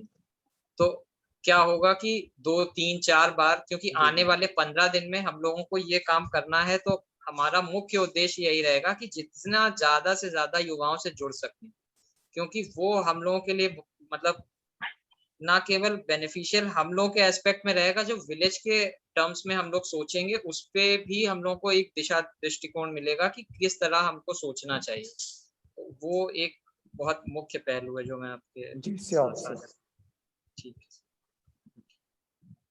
जी जी जी, मैं बिल्कुल सभी लड़कों के नंबर आपको साझा कर दूंगा और डायरेक्ट आप उन्हें इंटरेक्ट करिएगा, तो वो शायद है कि उनकी समझ में ज्यादा आए। ठीक है, क्योंकि जब तक वो मेरे से जुड़े रहेंगे तब तक वो शेयर नहीं करेंगे। जी सर अगर मतलब अगर हो सके तो हम लोग सिर्फ मतलब लड़कों से नहीं और लड़कियों से भी अगर पॉसिबल हो तो इंटरेक्शन तो करना चाहेंगे। जी, मैं मेरी जो अभी तो वो निकल गई है, बाहर की घूमने गई है, मेरी जो भतीजी है वो भी इन चीज़ों में बहुत, मतलब मेरे कहने से ही उसने BMS ज्वाइन किया है।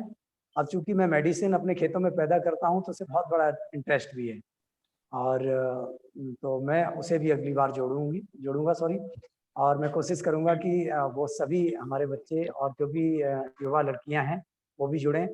अब चूंकि फैमिली में और पंचायत में होता क्या है कि हम ज़्यादा, एक तो कोविड की वजह से ज़्यादा इधर उधर घूम नहीं पाते हैं और कोविड की वजह से प्रॉब्लम रहता है। फिर भी मैं कोशिश करूंगा लड़कियों को भी जोड़ूं और लड़कों को। ठीक है जी सर आपसे अब मतलब कब संपर्क करें? कि वैसे मैं व्हाट्सएप कर दूंगा आपको, तो आपसे मैं समझ लूंगा जब आप फ्री हो तब इस चीज को रखेंगे। थोड़ी आपसे जानकारी रहेगी, बाकी फिर यूथ से हमारा संपर्क जो रहेगा वो फिर ये आपकी जिम्मेदारी है, थोड़ा सा इस चीज को देख जी जी, मैं अपनी रेस्पॉन्सिबिलिटी को फॉलो करूंगा। और अभी लगभग 5 यूथ जुड़े थे, लेकिन वो मैंने क्वेश्चन रख दिया ना नशाखोरी वाला, इसलिए वो सभी हट गए। मुझे लगता है कि मुझे नहीं रखना चाहिए था शुरुआत में, बाद में रखना चाहिए था जब वो लीव कर जाते। चलो दोबारा मैं उन्हें कोशिश करूंगा, आपसे जुड़ेंगे वो, और निश्चित रूप से कम से कम 10 यूथ को आपके साथ नेक्स्ट मीटिंग में मैं जोड़ूंगा। उसके लिए आप छोटा सा एक हमें थीम तैयार करके दे देना कि सर ये उनसे क्वेश्चन करने हैं, क्योंकि वो लोग हेजिटेट ऑलरेडी हैं कि मैं इन क्वेश्चंस का आंसर कैसे दूं। तो सर वो निश्चिंत रहिए, वो उनको हम सहज करने की पूरे प्रयत्न करेंगे, क्योंकि हमारा उद्देश्य है कि जब तक वो सहज नहीं होंगे, वो प्रश्नों के उत्तर दे रहे होंगे, वो अपने अनुभव नहीं बताएंगे हम लोग, वो क्या सोचते हैं वो कभी बताएंगे ही नहीं। तो उनका हमारा पहला उद्देश्य यही है कि वो इस मंच पे सहज हो जाएं। जैसे ही वो सहज होंगे वो अपनी बात सरलता से कह पाएंगे। तो वो हम वैसे क्वेश्चन आपको शेयर कर देंगे, लेकिन हम लोग कोशिश ये करेंगे कि उनसे इंटरेक्ट करते करते उनके भाव समझ सकें। शुरुआत में वो भी ठीक रहेगा जी। सर शुरुआत में हम लोग एक्चुअली बस उनसे संबंध जैसे होता है, एक दोस्ती जैसे एक रिश्ता होता है, एकदम वैसे शुरुआत करना चाहते हैं, एकदम वैसे बनाना चाहते हैं। बाद में देखेंगे मतलब कैसा क्या होता है, उनसे कैसा संबंध बनता है, उसके बाद हम लोग उनसे एकदम ऑफिशियल सवाल हम लोग उनसे तब पूछेंगे। लेकिन शुरुआत में हम लोग बस एक बातचीत जिसे बोलते हैं, एक दोस्त जिसे बोलते हैं, बस ऐसे उस तरह से मिलना चाहते हैं। बिल्कुल, व्हाई नॉट। और सर अभी जैसे अभी तो हम लोग ने सिर्फ आप ही से सब पूछा है, लेकिन अगर आपकी तरफ से कोई सवाल है जो आप हमसे करना चाहें और आपको हमसे कोई सहायता चाहिए हो किसी भी तरह की, कि हम आपकी किसी चीज में मदद कर सकें, गांव के रिलेटेड ही क्यों ना हो वो चीज, तो प्लीज हमें बेशक बताइए कि हम लोग भी आपकी किस तरह से सहायता कर सके, हम लोगों को भी बहुत अच्छा लगेगा।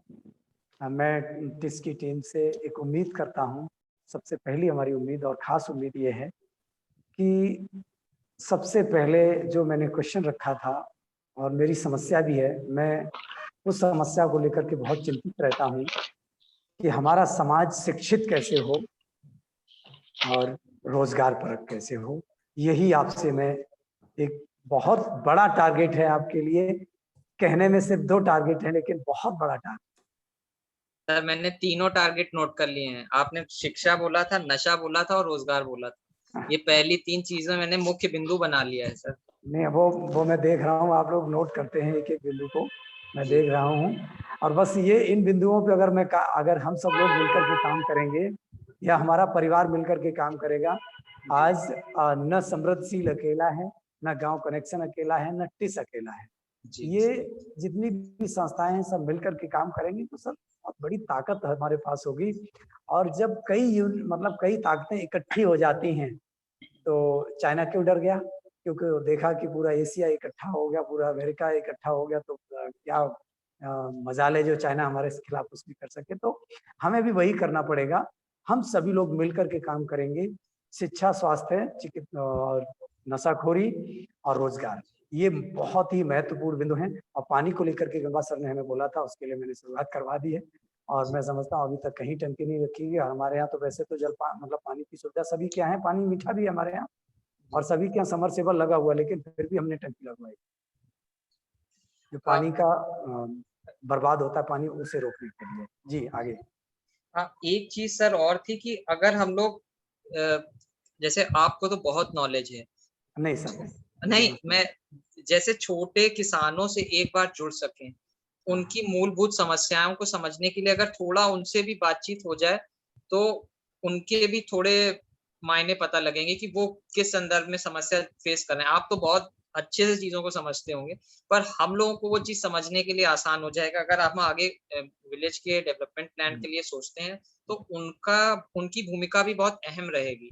तो उनका एक अगर एस्पेक्ट जुड़ जाए तो बहुत अच्छा रहेगा। रिदम जी, जैसे कि गांव की छोटे किसान की, जहाँ तक मैं क्योंकि मेरे साथ छोटे किसान ही जुड़े हुए हैं जी, तो छोटे किसानों की सर सबसे बड़ी समस्या यही रहती है कि उन लोगों को जो भी वो प्रोडक्शन करते हैं, सबसे पहले बात तो उन्हें नॉलेज नहीं है। नॉलेज अगर देते तो वो मानते हैं, क्योंकि वो एक ठहरे गाँव, ठीक है ना। उन्हें हम अगर नॉलेज देंगे तो हमारी नॉलेज को वो कम मानते हैं, लेकिन हम ये इस चीज को लेकर के पीछे अपने आप को बैक नहीं करना है, हमें उन्हें समझाते रहना है। दूसरा सबसे बड़ा प्रॉब्लम रिदम जी कहाँ पर आता है कि जो वो प्रोडक्शन कर रहे हैं, अभी हमने शुरुआत की है तो हमारे सामने जो समस्या है वही मैं शेयर कर रहा हूँ।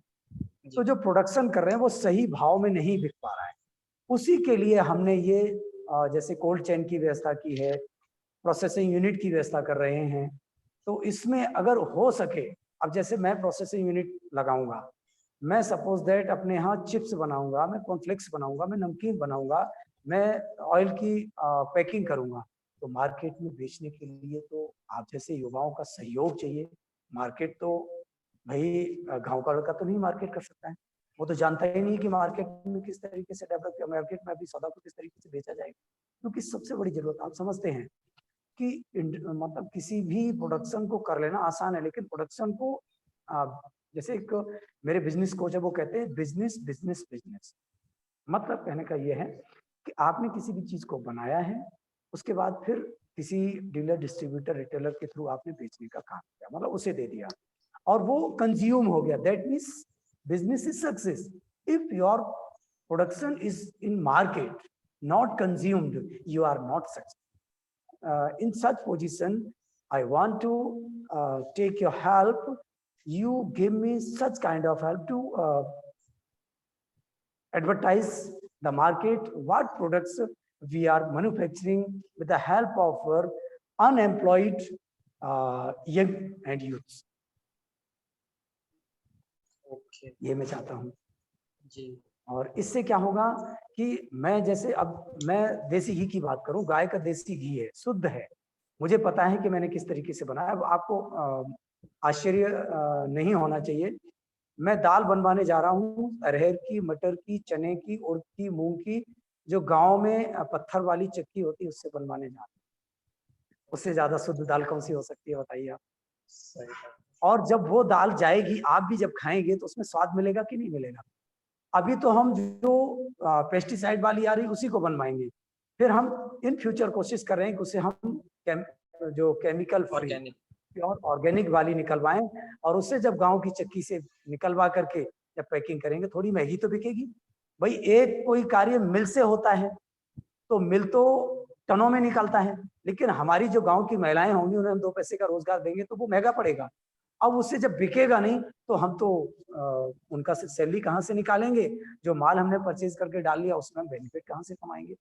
तो इसके लिए भी लोगों को, आप जैसे लोग, आप हमारी मतलब जो टीम है वो जागरूक करें कि अगर इस प्रकार से कोई चीज गारंटी के साथ आती है, और वो एफपीओ ही दे सकता है। कोई भी फैक्ट्री आपको कहे, जैसे कि मैं किसी कंपनी के ऊपर ब्लेम नहीं कर रहा हूँ, हो सकता है आप में से किसी की कंपनी हो सकता है कि आपके मिलने वाले की कोई सेल्समैन हो, कुछ भी हो, मैं किसी कंपनी का नाम नहीं लेना चाहता हूँ। जो कंपनियां शुद्ध कोलू बैल करके लिख करके देती हैं कि कोलू बैल, सर कोलू बैल तो गांव में, देहात में, शहरों में कहीं नहीं रहे, तो कोलू बैल कहाँ से आ गया। सही बात। जो शुद्ध घानी का तेल कहाँ से आ गया। आप केमिकल मिला के दे रहे हैं, लेकिन लिखते कुछ हैं, करते कुछ।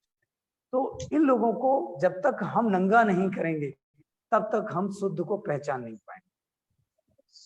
हमारी सरकार ने एक बहुत अच्छा काम किया है, जो इसमें पाम ऑयल मिक्स होकर के आ रहा था वो खत्म कर दिया।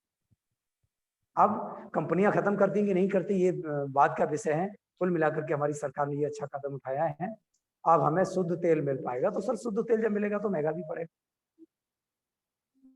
तो इसमें अगर हम, आपकी टीम मेरी मदद करती है तो मैं निश्चित रूप से अभी शुरुआत में 3 प्रोडक्ट को लॉन्च कर रहा हूँ। एक तो हमारा ऑर्गेनिक फर्टिलाइजर का प्रोडक्ट मार्केट में आ चुका है, दूसरा हम ऑयल निकाल रहे हैं, और तीसरा एक ग्रीन टी और हमने बनाई है।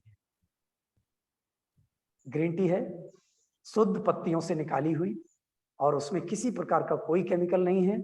और आप लोगों के नंबर भी जब आप लोग कॉल करेंगे तो मेरे पास आ जाएंगे, और मैं सभी के लिए अभी साधारण पाउच में भेजूंगा, उसे आप पिए और उसके बाद स्वाद बताएं कि आपको कैसा। बिल्कुल सर, पीना चाहेंगे sir. Guys, do you have any questions?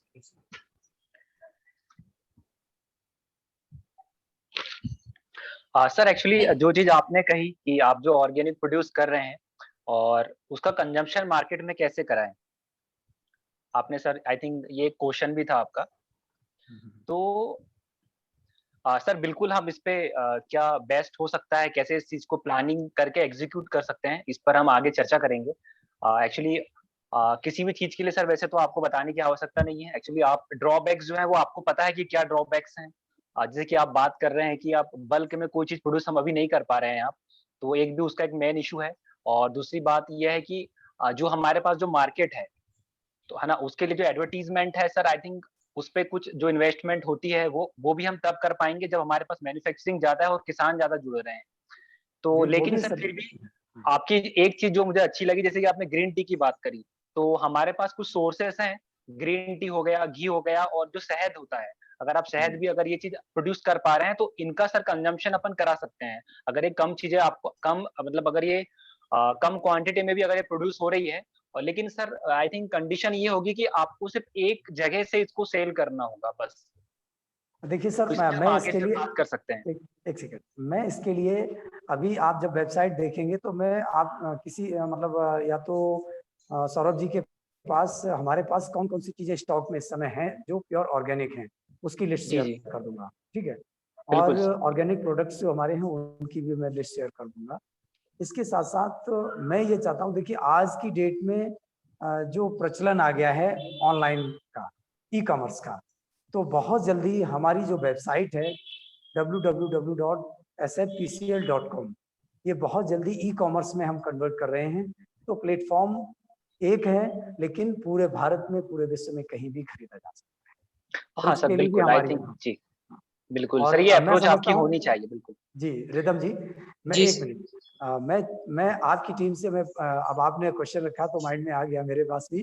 तो मैं ये चाहता हूँ कि अगर कोई आपकी टीम में इतना सक्षम है, जैसे कि मैं भी इनमें हाथ पर चलाता रहता हूँ कि किस तरीके से अपनी वेबसाइट को ई कॉमर्स वेबसाइट के रूप में कन्वर्ट किया जाए, क्योंकि अगर मार्केट में डेवलप कराते हैं तो कंपनी का बहुत पैसा इन्वेस्टमेंट होता है। मैं नहीं चाहता हूँ ये गरीब की कंपनी है, गरीब किसान की कंपनी है, तो इसमें पैसा इन्वेस्टमेंट कम हो, आउटपुट ज्यादा है, इनपुट कम लगे आउटपुट ज्यादा है, तो वो उसमें अब ये समझ लिया आप लोग भी इसके हिस्से हैं, इस परिवार के आप सदस्य हैं, और आपको किस तरीके से प्रमोट करना है, व्हाट्सएप के जरिए से, फेसबुक के जरिए से, इंस्टा के जरिए से, और ट्विटर के जरिए से, एक्सेट्रा, जिस तरीके से भी, तो जो भी मुझसे मतलब अभी हमारे पास कैपिटल का बहुत बड़ा अभाव है, क्योंकि कैपिटल में बहुत इन्वेस्ट कर चुका हूँ, मैं अपना खुद का भी कैपिटल बहुत लगा चुका हूँ, क्योंकि आज की डेट में लगभग 12 लाख से ऊपर हम इन्वेस्टमेंट कर चुके हैं कंपनी में। तो मैं समझता हूँ कि इतना एक छोटे आदमी के लिए इन्वेस्टमेंट करना बहुत बड़ी बात होती है, और किसानों से तो बहुत कम शेयर मिला हुआ है, तो लगातार खर्च ही करते रहे वो भी ठीक नहीं है। तो किसी तरीके से हमारे जो प्रोडक्ट बन रहे हैं वो नेचुरल सर्टिफाइड जो भी देंगे हम बिल्कुल सर्टिफिकेट के साथ देंगे, तो उन्हें किस तरीके से मार्केट में ग्रो मिले, मीन्स मार्केट में हर बंदा कैसे पसंद करे, वो मैं समझता हूँ आज के डेट में सबसे अच्छा एडवर्टीजमेंट का साधन है ई कॉमर्स और वेबसाइट, मतलब सोशल मीडिया। जी, मैं मैं आपको बताऊं, मैं मार्केटिंग से ही जुड़ा था, अभी मैं इस सेक्टर में बाद में आया हूँ, पहले मार्केटिंग से ही था, तो इसके संदर्भ में मैंने नोट कर लिया था पहले ही, जब आपने एफपीओ का बताया था तो मैंने मार्केटिंग का एक एस्पेक्ट जोड़ लिया था उसमें, तो उसका हम लोग चलते जब इस राह पे चलेंगे तो आगे एक्सप्लोर करेंगे इस आइडिया को भी कि इसको मार्केटिंग के लिए कैसे उठाया जा सके। आज के लिए आई थिंक आप लोगों के पास कोई प्रश्न हो तो पूछ लें, वरना सर को जाने दें, हम लोगों ने उनका बहुत समय लिया है आज के लिए। आज के लिए I think thank you sir. Sir आपका बहुत बहुत धन्यवाद। आज हम लोगों ने लगभग आपके 2 घंटा ले लिया, आपने बहुत इंफॉर्मेटिव था ये, और बहुत सारी जानकारियां हमको मिली हैं इसके। और देखिए जी जी जी जी जी आप बोले। नहीं आप कहिए। मुझे यूथ के साथ काम करने में अच्छा लगता है। मैं जब क्लास लेता हूँ तो मेरा पीरियड कब ओवर हो जाता है मुझे पता ही नहीं लगता है। तो ये एक टीचर की हैबिट होती है, जब क्वेश्चन पूछने वाला होता है तो आंसर देने वाले को इंटरेस्ट आता है, वो मैं उनमें से हूँ, तो मुझे खुद नहीं पता लग रहा है कि मैं 2 घंटे से जुड़ा हूँ, ये आप बता रहे हो। चलिए कोई बात नहीं, बहुत बहुत धन्यवाद आपकी पूरी टीम को, सौरभ जी को, सचिन जी को, संग्राम जी आपको भी बहुत बहुत धन्यवाद, एकदम आपके हेयर स्टाइल मुझे बहुत अच्छा लगा। रिदम अवस्थी जी आपको भी बहुत बहुत धन्यवाद। प्राची जी आपने भी बहुत अच्छे क्वेश्चन किए, आपको भी बहुत बहुत धन्यवाद। दिशा अग्रवाल जी आपने भी बहुत अच्छे क्वेश्चन किए और सॉलिड क्वेश्चन किए, बहुत बहुत धन्यवाद इसके लिए। आशीष साहू जी आपको भी धन्यवाद, और होस्ट करने वाले राघवेंद्र गाँव के राघवेंद्र जी को भी धन्यवाद, सचिन चौधरी जी को भी धन्यवाद, बहुत बहुत धन्यवाद। बाकी लोग जुड़े थे वो सभी धीरे धीरे लीव कर गए, क्योंकि इधर हम लोगों की मीटिंग जो इस तरीके से चल रही, तो मैं सोचा कि इम्पैक्ट ना करें, इन्हें अपना काम कर लें। तो होता है ना कि जैसे क्लास में जब कोई टीचर पढ़ा रहा होता है, पीरियड ओवर हो जाता है, दूसरा टीचर जाता है, कि जब रिदम स्टूडेंट के टीचर की बन जाती है तो दूसरा टीचर देख करके चलाता है, इनकी रिदम बनी हुई, चलने दो, कंटिन्यू रहने दो। तो वही हम लोगों की रिदम बनी हुई, इसलिए किसी ने अटैक नहीं किया, और इसके लिए उन लोगों को भी धन्यवाद जो लीव कर गए हैं, और विशेष कर उन लोगों को धन्यवाद जो मीटिंग में बिल्कुल जुड़े ही नहीं, जैसे कि वीडियो और सेक्रेटरी। अभी लोगों को मैं क्लास कर लूंगा, अभी तो खैर कुछ नहीं, क्लास में कर लूंगा। आप लोगों को बहुत बहुत धन्यवाद। और युवा आपके अंदर जो जोश है, मैं समझता हूँ कि ये एक चैरिटी बेस्ड वर्क है और आप इससे बहुत कमा पा रहे हैं, लेकिन जो नॉलेज ले रहे हैं सबसे बड़ी कमाई। मैं अपना बताऊं रिदम जी, जब मैंने पहली बार स्कूल ज्वाइन किया था पढ़ाने के लिए, तो किसी का मैंने लेख पढ़ा था कि आप जब पहली बार किसी काम को ज्वाइन करते हैं तो वहां पर ये मत देखिए कमाई क्या हो रही है, ये देखिए कि आपको नॉलेज कितनी मिल रही है। तो पहली बार आप नॉलेज कितनी ले रहे हैं इसे देखिएगा, नॉलेज तो बाद वो सॉरी पैसा तो बाद में कमाई देंगे। Knowledge is money. Thank you. Thank you so much sir. Thank you so much sir. Thank you. प्रणाम सभी को, नमस्कार। नमस्कार सर।